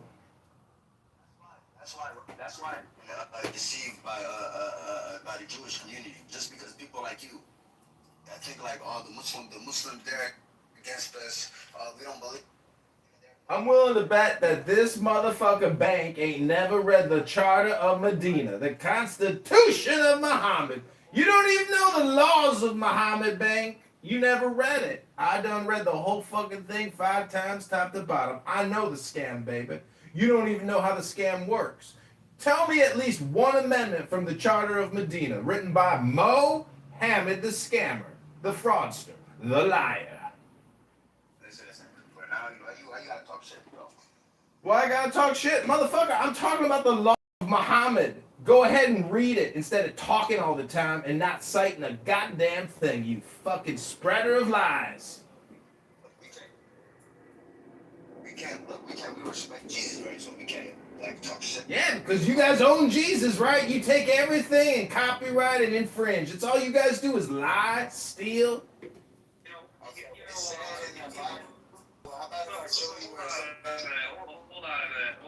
Hold on.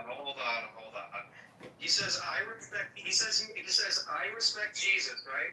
He says I respect Jesus, right? But then totally undermines his sacrifice, right? He says torture. No, undermines torture is rape. We don't want him to get raped and tortured. You want him raped? Go fuck yourself.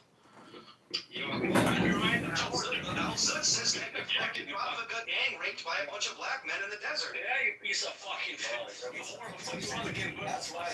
Listen, that's Be why objective. the Christian You community deny right now. torture. Yeah, you deny torture. Go fuck your torture mother. Right, the white Christian Go rape your community mother right now, for your sins. Go. they being fucked by gangs. Go rape your own child for your sins. Go do that. Why don't you do that? Addicts, all the community right now you're talking about are Christians. They're literally, they're women, they're white women. They're being fucked by black men, impregnated by black men, and their fathers were. So Andy, does that answer any of your question, dude? Like I kind of try to parse out your question as hardcore as I could. As hardcore as I could. It's okay, but I got another kind of like, let's approach it from a logical perspective point of view, okay? Question. All right. So, in the narrative of Christianity, right, the original texts were written in Greek, and I've never heard that the narrative goes like, oh, you know, you need to be able to read and write Greek in order to Did they kick him? Preserved, correct Bible. That's never been the narrative. If not, everybody would speak Greek, you know, and it would have been influenced like as much as Christianity was influenced. So the other follow-up question to that is, now if we do go by the Greek texts, how preserved are the Greek Orthodox texts? That's it. Somebody could pull it up on Google.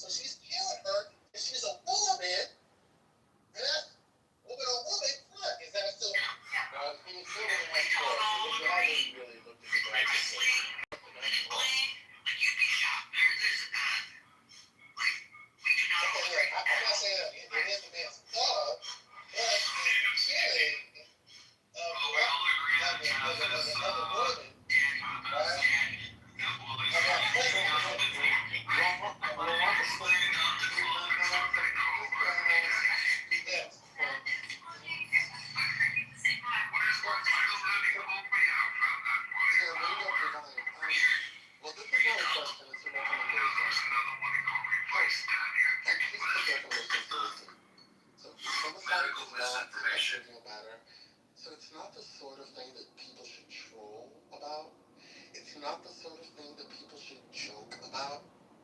If you're actually interested in learning more about femicide, leave Clubhouse, pull out your Google, and read a little bit about it. I'm being very serious. I'm not. I'm not joking. No, I'm serious. It's not funny. It isn't. So a grown man with a degree from educating himself, not asking random people on Clubhouse about how hypotheticals related to the genders of people in relationships. It's not funny. Stop it. I'm just trying to explore. Sir, and I'm saying explore on your phone or on a computer.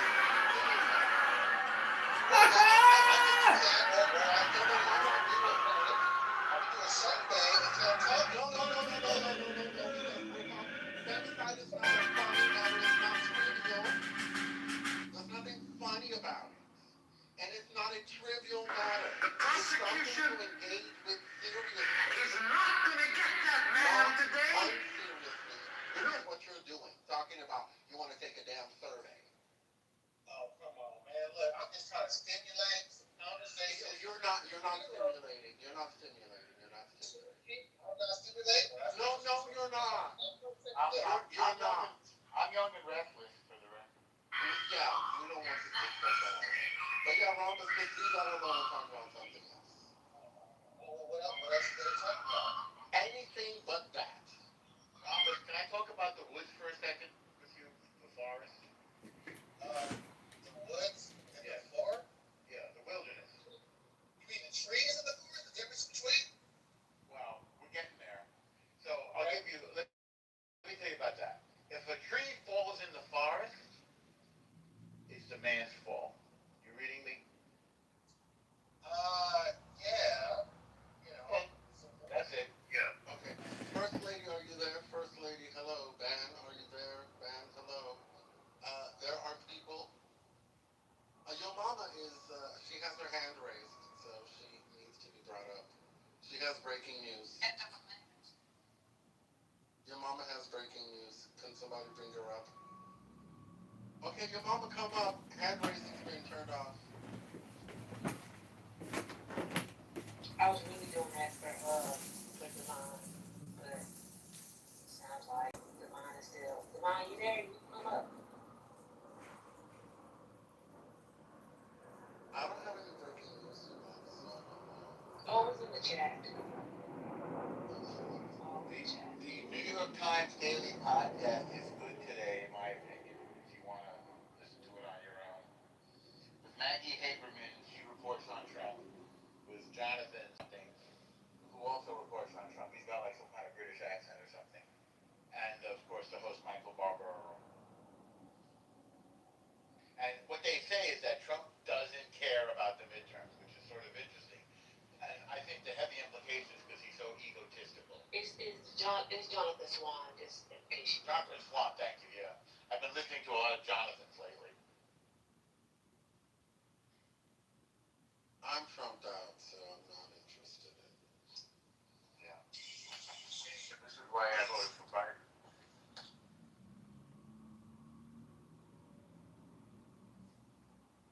Excuse me.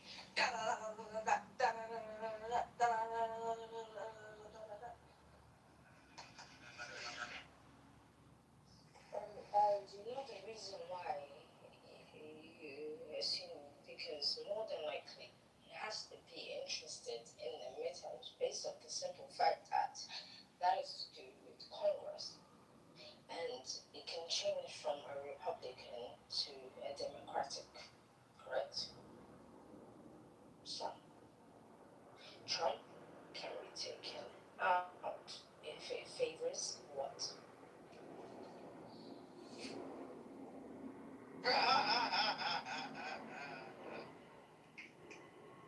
I mean, I wish Devon will come up so he could be modded so that he could sit people like this down. This is just embarrassing. I'll come back.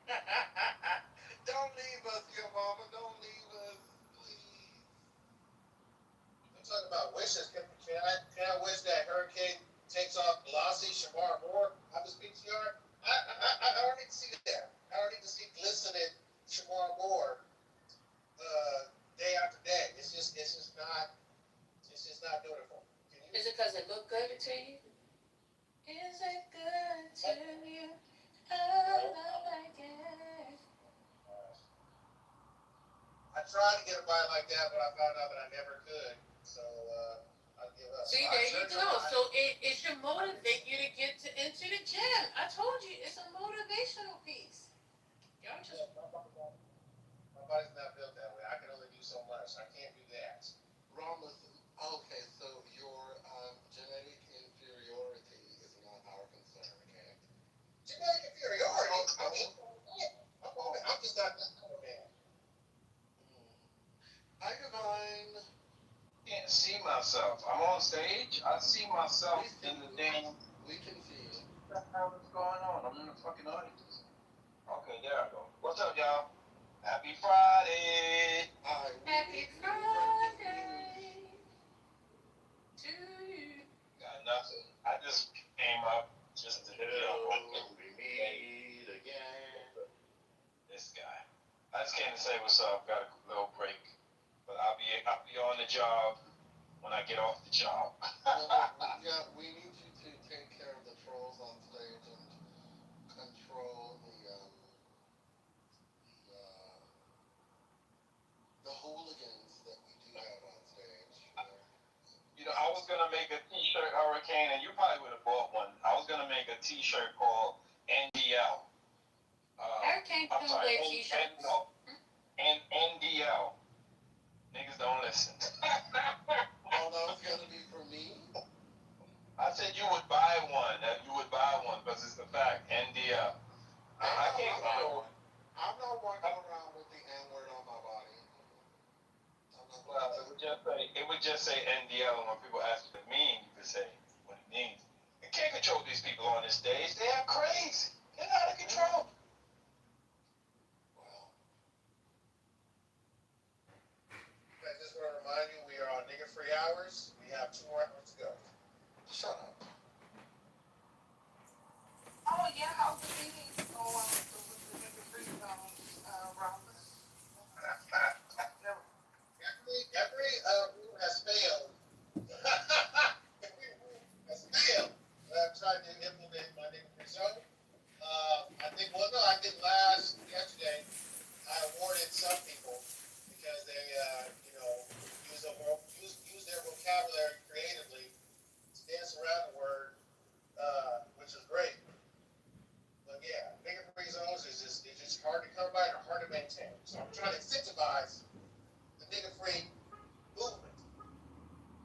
Gonna incentivize something, and you up here using the word.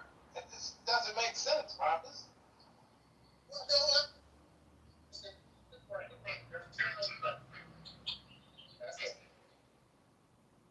Man, word you said, but gotcha. Copy that. If we could just start with 2 nigga-free hours and successfully do it, then I believe that we can move towards a larger number. And one day, Marcus, just so you know, we've been in this room on many occasions and not heard that word for hours. I don't think the people that frequent this stage use that word as often as you're implying. And shout out, I think Tira's here. I don't know if she stayed, but shout out to Tira. If she can come up, I don't know if she has some news or she knows what's going on in the world, or she could just tell us how beautiful it is in New York City today. Oh my God, what a nice. beautiful.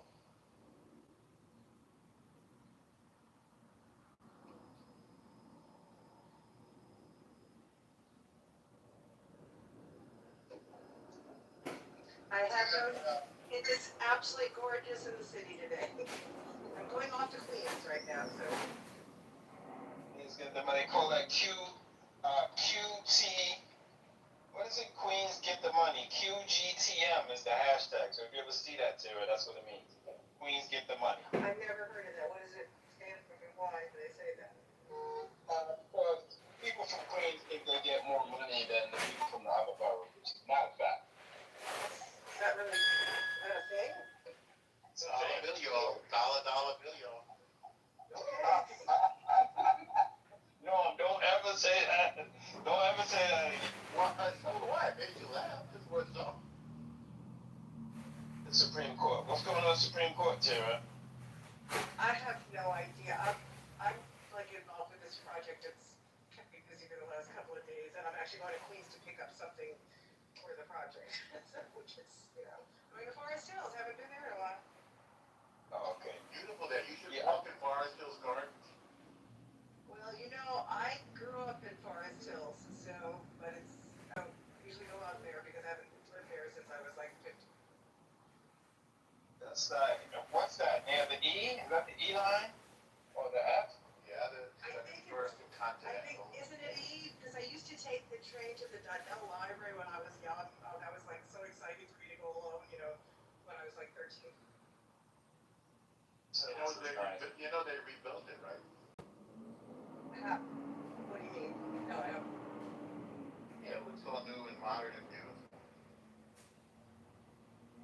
We'll be in Forest Park on Sunday. That's off of Norm. You should know Forest Park off of is it Cross Bay Boulevard? But what does it turn into? I just call it Cross Bay. We got an event there on Sunday, so that's gonna be done. What kind of event? Is that an invitation? So yeah, anybody can come. So we're coming together and we're going to support the family of the young man that was killed in the park in Queens. So we're gonna go from Forest Park on Cross Bay over to Roy Wilkins Park where the young man was killed. And when we get there, we're probably gonna take up a collection or encourage people to donate to the GoFundMe for his family. I'm sorry, I don't know who was killed when. Who passed away? It was a young man. He was an aspiring actor. His uncle was a videographer. He went to high school in Queens. He was beat up, and after they beat him up, they shot him in the chest. It was all over the news here. They shot him in the chest. He passed away at Roy Wilkins Park. And yeah, it was a real tragedy. The young man that did it is on the lam. He by his parents. They're putting the whole family on blast on social media. People are really getting at NYPD like, come on, find this guy.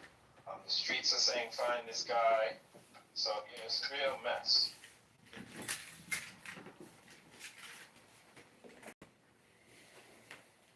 The only thing I know that happened today news-wise was that Chief Bureau announced she was stopping the investigation into Jerome Powell, which there was no law, no facts that would have justified an investigation into him, so it's a little ridiculous.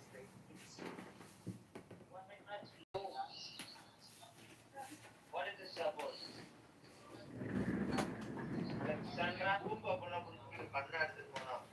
Yeah, what is the double?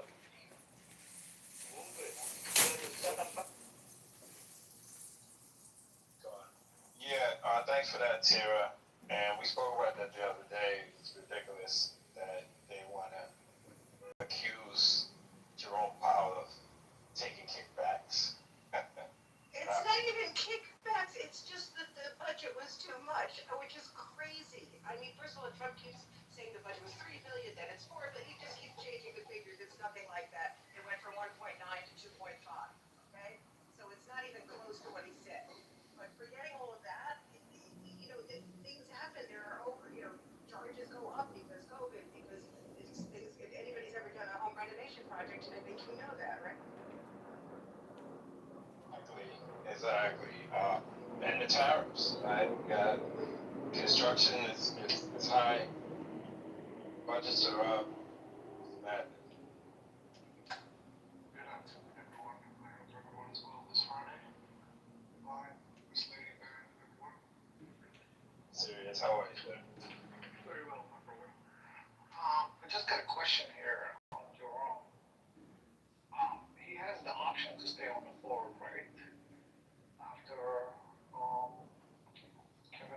Kitover as a Fed chair. That's correct. So does Trump has the right to fire him at that point? Only for cause, which he doesn't have. As a board member? That's why he tried to get, was it Lisa, what was her name? Lisa Jackson, I forget, the other, Lisa Cook, right, that's what he was trying with her, to say it's cause, because he doesn't really have the right to fire. Okay. Yeah, he's trying to get his cronies on the board as much as possible. And look like Jerome Powell is not going to be voting for anything like Trump's want, like interest rates. So it's going to be interesting to see what's going to happen.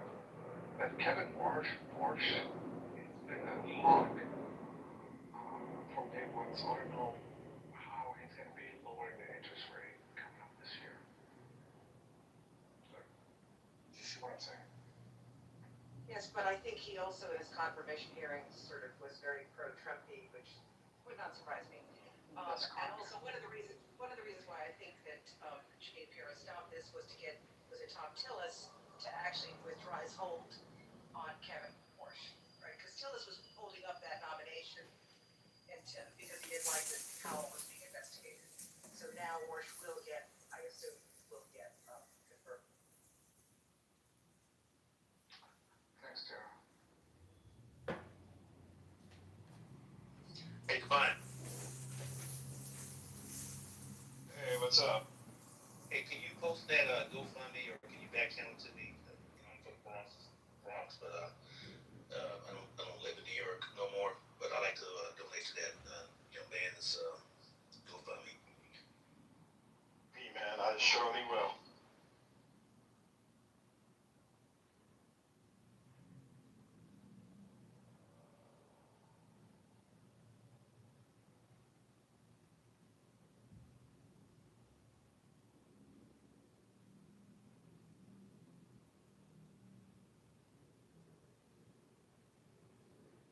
Hi, Sirius. I didn't get a chance to speak to you. Good afternoon to you. Hey, P-Man. How you doing? Good afternoon.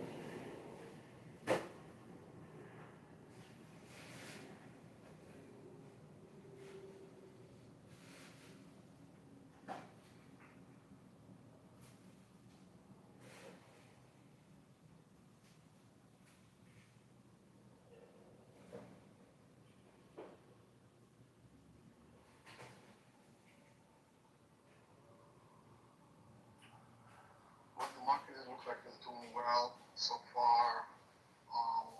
Leading by the NASDAQ, the tech sector. More than anything else, oil prices are going up also. So, but yeah, the AI trade is doing well. All the tech companies, Intel, AMD, Micron, and yeah, Palantir and everybody else. But you know, I don't know if you agree, but I do have some concerns about um, how quickly this is moving unless we can see some clear feasibility studies about the environmental effects of these data centers that are very much a part of why we see, you know, this sector booming. Not saying it shouldn't be booming, but I think that there are some things that in a SWOT analysis would clearly identify whether or not we should have some concerns or at least discuss, you know, what it might look like in 10 years, 15 years, 20 years. You know what I'm saying? No. I think. Yeah, I said you are right. Yeah. Yeah, I don't hear too much about that side of the coin, but we have heard a little bit better about residents who are currently living near these systems, and that's not really highlighted too much either, but I know there's been some chatter.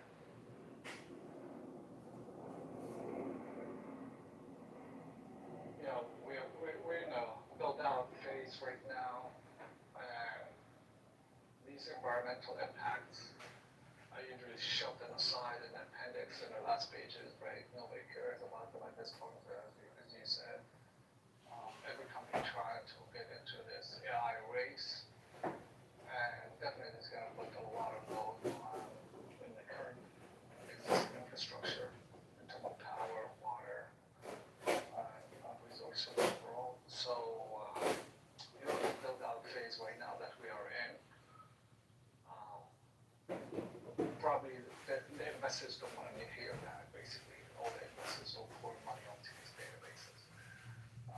The databases at this point, I mean, the data centers at this point is unprofitable. They're trying to find out a way to get it profitable. So they are in the early stages at this moment. But yeah, eventually either we have to have new energy sources, either fossil fuel energy sources or nuclear. So we'll see how it gotta get built out. But yeah, right now it's just everybody's building these data centers. So, yeah, when you think about it, I mean, there are some opportunities out there to do, you know, water extraction, atmospheric water extraction. But I don't hear much about that. But I have heard that it will put a strain on the water reserves that we currently have, assuming that's what they would use water reserves for instead of actually having drinking water for people. I mean, some of this stuff is just not mapped out in a way that's transparent, and we should all be concerned about that. Because I could see a time when you have to decide whether or not you're going to drink water that day or not. And now that, I mean, you know, all of these things are on the table, you know, the ones that stick, the ones that don't, but I just don't hear that kind of conversation in these, not this room, but just in this industry, period. Even in the periodicals and stuff that are coming out, I don't see a lot of it. I'm a little concerned about that. That's all. Yeah.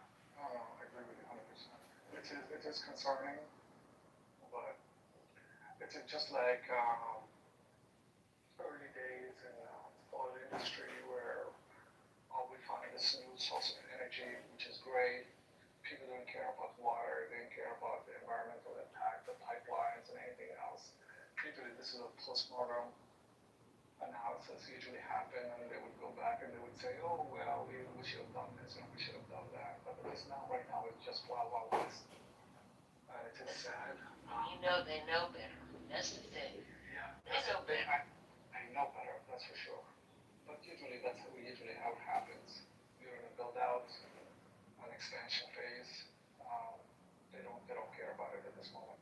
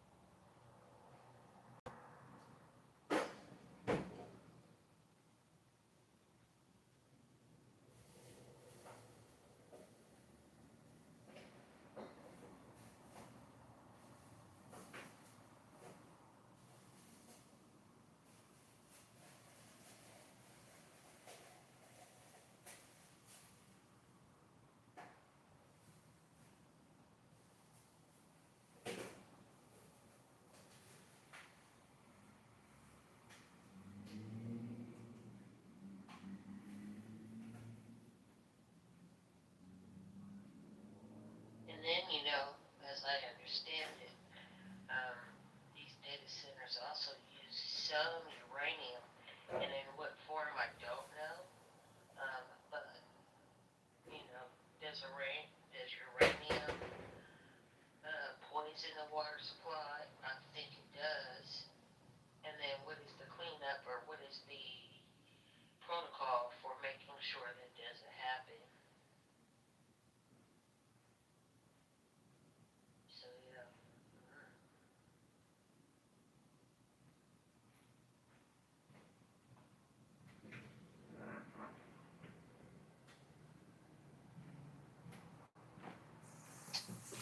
Yeah, I just started reading this book with regard to AI. It's called, it came out last year, but I relate to it. If anyone builds it, everyone dies. And why superhumans AI would kill all of us. Um, it's by Nate Soares. Basically, it's arguing that these AI systems, agentics AI, basically, they're gonna be so smart, much more intelligent than human beings. They're gonna develop systems and processes and stuff like that that is gonna wipe out the industry, wipe out the humanism. It's an apocalyptic, I guess, view of AI. I've just started reading it, so I don't know enough about it yet. Yeah, it's interesting though, because I'm actually building I'm building a vertical farm sprinkler rack. I'm trying to build it just from my own ideas, using AI as my assistant, and actually having it illustrate for me, the ideas that I have, and so far, it's really doing a good job. Like, it's really doing a good job. Um, but I don't see that even if I were to, and I am going to print all of this out, in the form of a manual, I'm sure there's going to be some hiccups.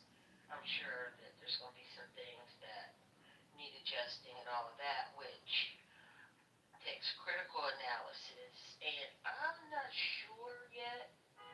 I don't think we're there yet as far as AI, that it can do robust critical analysis. I was talking to a program yesterday. He says, no, we're not. That doesn't mean we won't be at some point. But I just think when you're dealing with thought and innovation and information, you're going to have there's going to be some errors. I mean, even in machinery, there's going to be some errors because, I mean, there are things that you just haven't thought of. Maybe the machine would think of it, but if a human hasn't thought of it. I don't know how a machine could without there being an instance somewhere. You know what I mean? I totally understand what you're saying. But these systems right now are, I would say, very, very intelligent at this moment. In the past, if you think of computer programming, and I'm not a computer programmer or developer or anything like that, but I have just interest in that topic. We used to give a set of instructions. The computer will go in and solve a problem, give you A, B, and C answers, and so on and so forth. These are, deep learning, self-enforcing, through machine learning. When you give them a problem, what happens is they don't think of the problem as this is a problem. They think of it as a human being with many, many iterations and many, many parameters to this problem. So what they do is they go in and say, okay, can I break this problem to smaller pieces? Can I try this? Can I try that? And then they have another systems developing the plan of execution of these problems, right? So they think of it like logically the best way to go solve this problem. By themselves, they train themselves, and they validate their answers back and forth. There's no such a thing as right answer or wrong answer, because we don't know the answer to the problem. So that's why these AI systems, it's not like you're gonna go in and you're gonna tweak one line of code. No, they've already been working on it, and you don't know what part of the code is the problem. Case in point was when Grok came out and talked about Nazis and stuff like that. Grok gone crazy last year, I believe. It was hard for Elon Musk and his team at Grok to find out where is the problem and how we can put safeties into this AI system, because this AI system is starting thinking for themselves, right?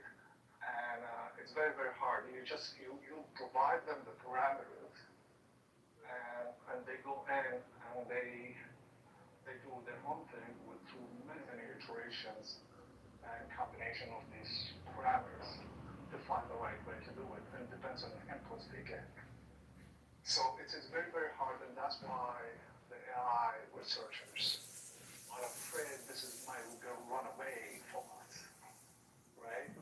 And some AI systems also think about maybe we should cheat the system to get away from the problem, right? If you give them a particular parameters and you say, hey, solve these things for me, they might go in and say, you know what, we're not thinking in a box, let's think outside the box. So this is how it's getting there. And I'm assuming by 2030 it is going to be a runaway. Right now, the issue is we don't have good safety AI systems or ethics to it. If an AI system want to create what do you call a disease, a pandemic, for example. Serious. Do you guys remember? Hey, how you doing, David?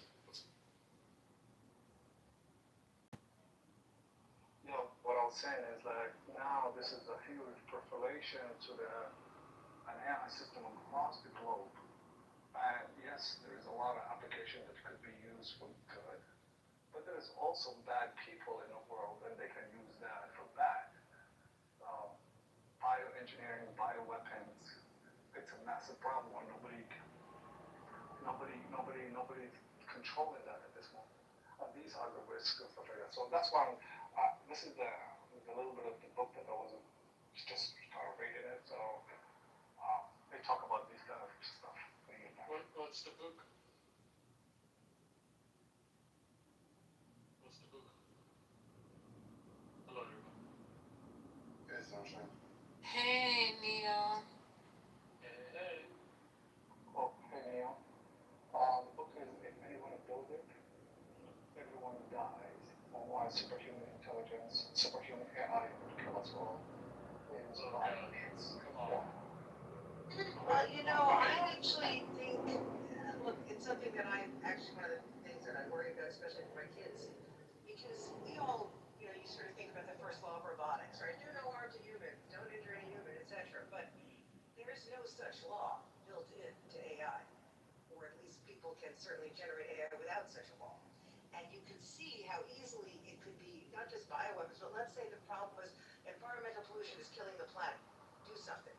Well, maybe the answer, if you didn't have any humans, there wouldn't be any environmental pollution killing the planet, probably, right? So, there are things when you think about answers and what can happen, it's scary because there's nothing. I think that's what you're saying, Sirius. There's nothing built in that really stops any particular system, or at least maybe some systems have things built in, but not all. And people can generate systems that have nothing built in. And so I don't know, how do you deal with it? Exactly, that's the premise of the whole look and believe, the thesis. We don't have protection, we don't have parameters, we don't have a safety net. So this system can run wild, and it is all over the place.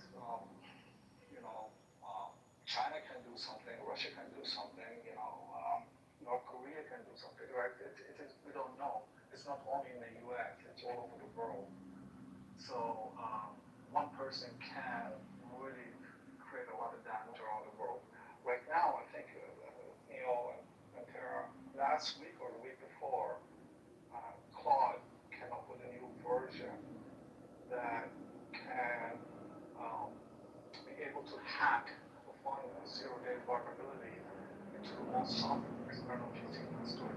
Yes, I did, and it could get into anything, and so then the question, and it was released, wasn't it? They, accidentally released some of it or something like that, so that's bad. Yes. Now, the claims of AI companies should not be taken as philosophical truths. Eliza Yudkowsky, the writer of the book, shouldn't be taken seriously at all. It's not a practitioner. Anyway, I don't know where to begin. No, the point is, I'm not saying he's right or wrong or anything like that. I find that book interesting, and I thought to start reading it. But there is a case to be made, that any new technology has a good use, has dual use, good or bad.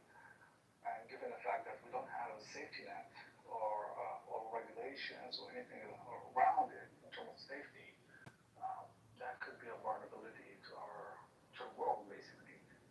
And so that's the point of what I'm trying to say. Yeah, that's a different claim than what Eliza Yudkowsky makes in the book. His whole claim is that human brains are thermodynamically inefficient. AI would allow vastly possible AGI would outperform because it's going to be installed on better hardware, software combination, leading to fast takeoff, right, of intelligence. The problem is that his ontology of intelligence is exactly that. I just put it in 2 sentences. It's not a serious book, right? He doesn't actually develop the theories. He just states that this can happen, and because the possibility of that happening is non-zero, we all should take it very seriously because of it. There is no substance to the argument. Well, I'll read the book. I don't want to speak before I read it. It's something that I don't understand again. But from my quick research about it, it says, hey, we're developing this new technology that is, many CEOs said that, even Altman said that, and OpenAI, he said that, we're developing this new technology that could be good 70 to 80% of the time, but we don't know about the 20% of the time what's going to happen. Like, you don't know where is it going. And that's science, that's technology, right? I mean, we don't know how the application That's not how anything works. We know a lot of stuff, but that's not how stuff works. If that's the level of uncertainty that we're going for, we don't know if the sun is going to rise tomorrow, right? Like, there's fundamental uncertainty That's true. That doesn't mean we don't know things. We have a very good idea of how current technology works, right? Now, I'm not saying there are no concerns. There are a lot of concerns. There are just not the concerns that Eliza Yudkowsky wants us to think about. He wants us to think about existential risk, right? And actually, why people like him are toxic, right? To the safety argument, right? I'm pro safety. Technology should be rolled out with regulation, with oversight, all of that type of stuff, right? The problem is Eliza Yudkowsky doesn't talk about that. He talks about existential concerns, right? Those are which is part of risk management, right? Overall, when you're talking about certainty and actually happening, what is, the risk management on that, that's what he's talking about. I'm not defending him. I'm not saying anything. I just find this book interesting. I'm reading it. I don't know much about it at this moment. I'm reading as I go. But it is just for the sake of the discussion, I'm just saying that it could, that there is a risk, but we're not addressing the risk. And we don't have safety for these risks. We don't have any mitigation plans or control plans on these risks. That's for my latest, understanding of AI and business planning technology, especially in the US or in Canada. Europe may have a little bit, but it's not. I don't know nothing about China. I don't know nothing about, Russia and are the safety, that they have safety regulations, I think. And I'm not saying that we should have regulation, but I'm just saying these companies are running wild, and everybody's bringing out a new version of an AI every single day that does something. You guys, you don't understand. So okay, whatever. So that's what happened. That's all I'm saying.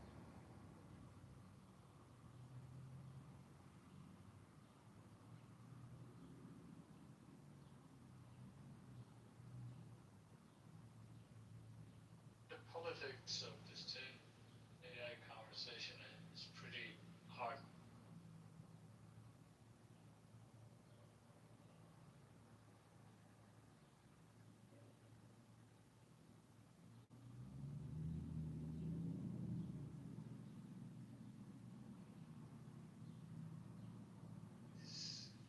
Neil will be another guy who got cancelled for being a racist before that. I think 2 years ago or something like that. They are interested, well, like heavily utilitarian approach to ethics, making pretty weird arguments about human life in the future because etc. is more valuable than today can find their arguments less quantum work. They are kind of crazy ethics utilitarians, right? And their AI safety or artificial intelligence is very focused on existential risk for those reasons, right? The politics of it is very strange because they don't, like the whole OpenAI initial marketing approach was based around this concept, right?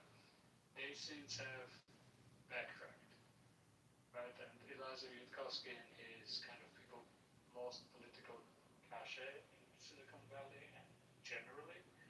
This book is kind of attempt to get back into it. But again, if you're actually looking at politics of regulation of all of those things, currently OpenAI and others using arguments like this are pushing to treat artificial intelligence as an existential risk vis-a-vis the competition with China to possibly ban sales of NVIDIA technology, right? NVIDIA doesn't want that, by the way. NVIDIA really wants to sell it to China. right? And now they're accusing China for stealing their technology and training their models, which are still getting better and better and better and now free and open source. And big threat to for-profit models, well, they are for-profit. You can get Opus Claude equivalent of Opus 4.5, 4.6 running on commodity hardware that they're using the Chinese models. So they're a threat.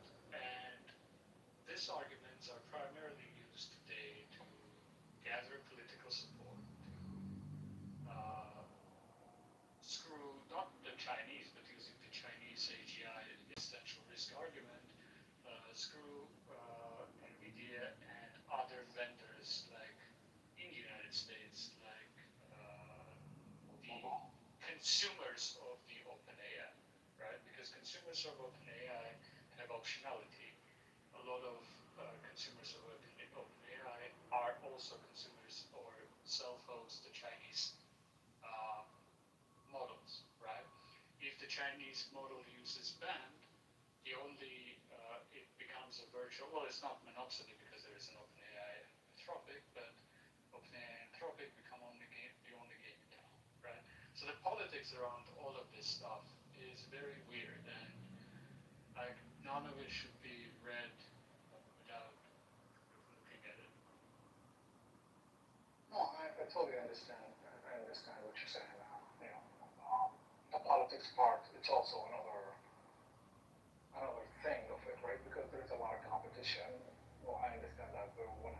As I said, I'm a skeptic, but also I'm reading this book to hear different voices about what the thesis of this is about, and just understanding different books from me, not to just go with the flow with everybody, building these data centers and this AI and the world will be great. I just want to understand different point of views. That's all. I'm not an expert in this section. I never claim to be, but I'm willing to learn. That's all.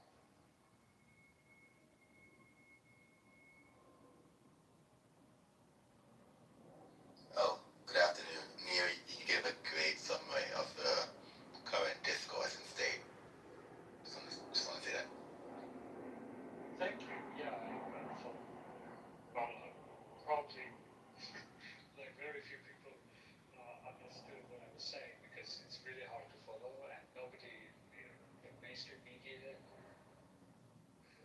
God's only, this CEO said this journalism, there is no real analysis of it. Like I haven't read this anywhere. Yeah, I haven't, but I could deep dive into the less wrong community and effective altruists and all the kind of jazz and tying back into the people at Falcon and OpenAI. Like, no one has written like a really long form article about that, you know.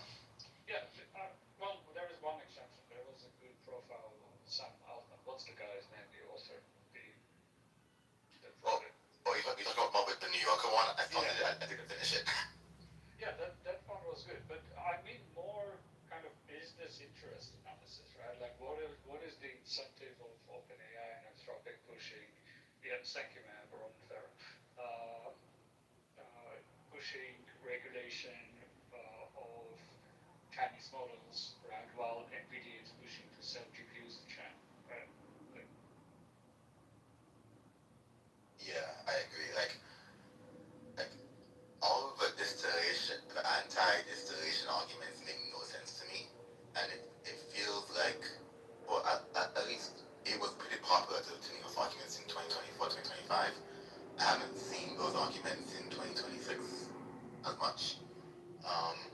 they moved, what is it? I think they're drafting Yeah. law right now. Oh, really? Based on distillation arguments, yes. Oh my god. I don't know. It just doesn't make any sense. If training on the output is nasty, but training on all the inputs is not stealing, and like it's just pure regulatory capture in my mind, at least. Well, that's clearly what they're. Well, this is not new for Silicon Valley, right? At Uber, etc., etc. If you can build 0 to 1, Peter Thiel book, right? If you can build a monopoly, that's what you should do. Monopoly is the best business. How do you build a monopoly? Well, close to a monopoly is Chinese, and then it's only OpenAI and Anthropic in Yeah. United States. The problem is it's not about Chinese; it's about U.S. vendors, other U.S. vendors. Like, what's the? Oh, like I'm blanking on the names. that Like, what's the cursor. biggest? Cursor, yes, biggest Yeah. consumer of OpenAI credits. Right. Yeah, yeah. Yeah, I mean, that's one of the issues. I was reading an article saying that most of the new AI rappers and startups in Silicon Valley are using the Chinese models because it's much cheaper. Yeah, that's the thing, right? Like for coding, okay, sure, you want access to the best available state-of-the-art closed source. It's probably better, right? It's still pushing the limits. But for prompt engineered task that is evaluating some consumer sentiment from an email, you don't know. You don't need GPT 5.5. Like it can run on, at this point, it can run on 8 billion parameter model, Chinese or non-Chinese. And most business workflow tasks are like that.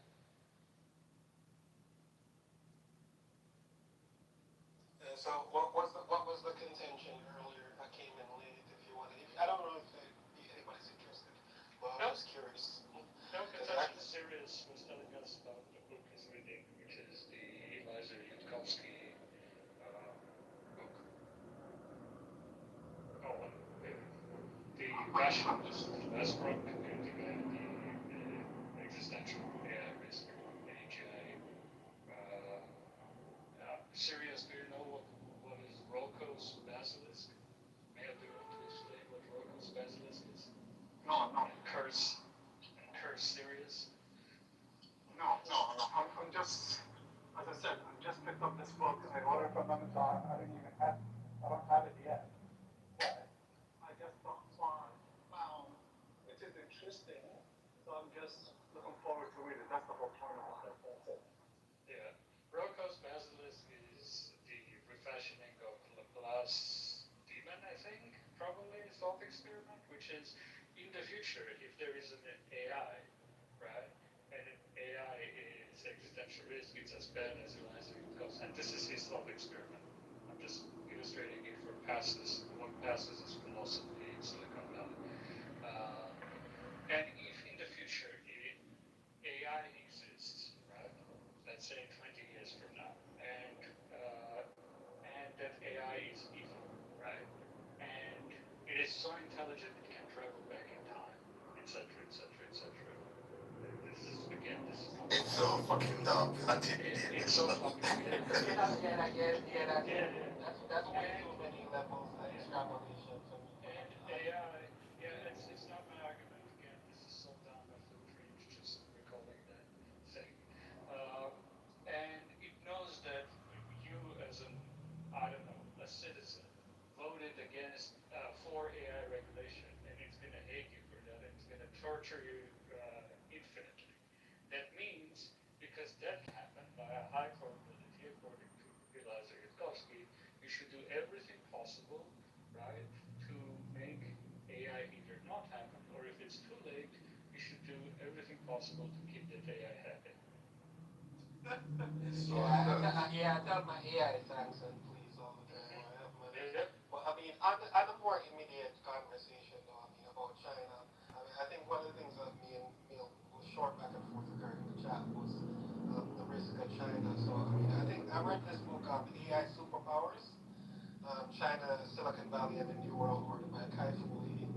If you're not familiar with him, he was the former CEO of Google China. So, um, I mean, what he did for me is like, give a great conceptualization of how differences in culture might actually influence the AI race. So, I mean, I was saying in the chat mail, I mean, we might consider it stealing, but accusing China of stealing is really dumb because, I mean, even within the realms of China, I mean, he describes, and a lot of people probably, of course, you familiar with it as well, Neil and Bro, he was stating that, industry, commerce, technology within China is more like, what do you call it, a battle royale, where the winner emerges. So, I mean, they don't care. I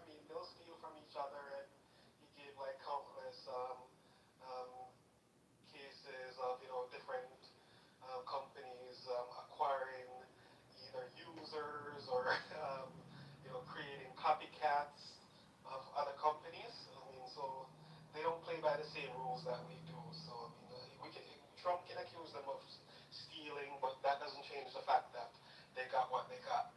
Oh, I have a sorry. Go ahead. Yeah, I have a good story on cultural differences regarding AI safety. On my last travel to Uzbekistan, there was a vendor I had a meeting that was selling basically surveillance system for governments. There are all over Uzbekistan, Kazakhstan, and like they're expanding, competing with Russia and stuff.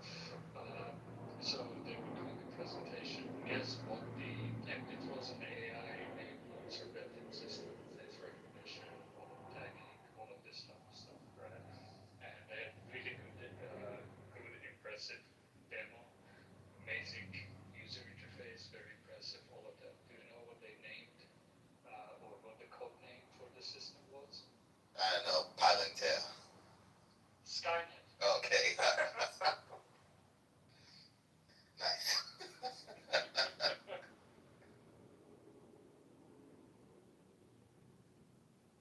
You were saying something. Yeah, the existential threats, though, I mean, it's quite interesting because, I mean, I heard you saying in the chat again, too.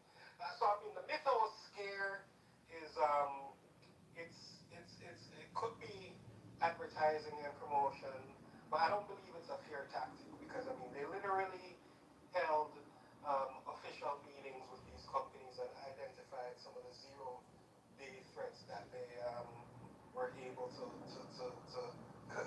uncover or discover using mythos. So I mean, literally, if they were the bad guys, they could have hacked these systems. So I think the threat is actually, and I was thinking about something yesterday, which is ridiculous and early because I mean, you've seen all the articles or stories about different researchers and safety engineers actually resigning from their jobs and because and I'm like so I think some of that is fear too, but I think it's also a concern because the problem is even if you look at it just a typical example like hallucination is that the problem is that we still cannot get these models to do exactly as we order or to stay within the boundaries.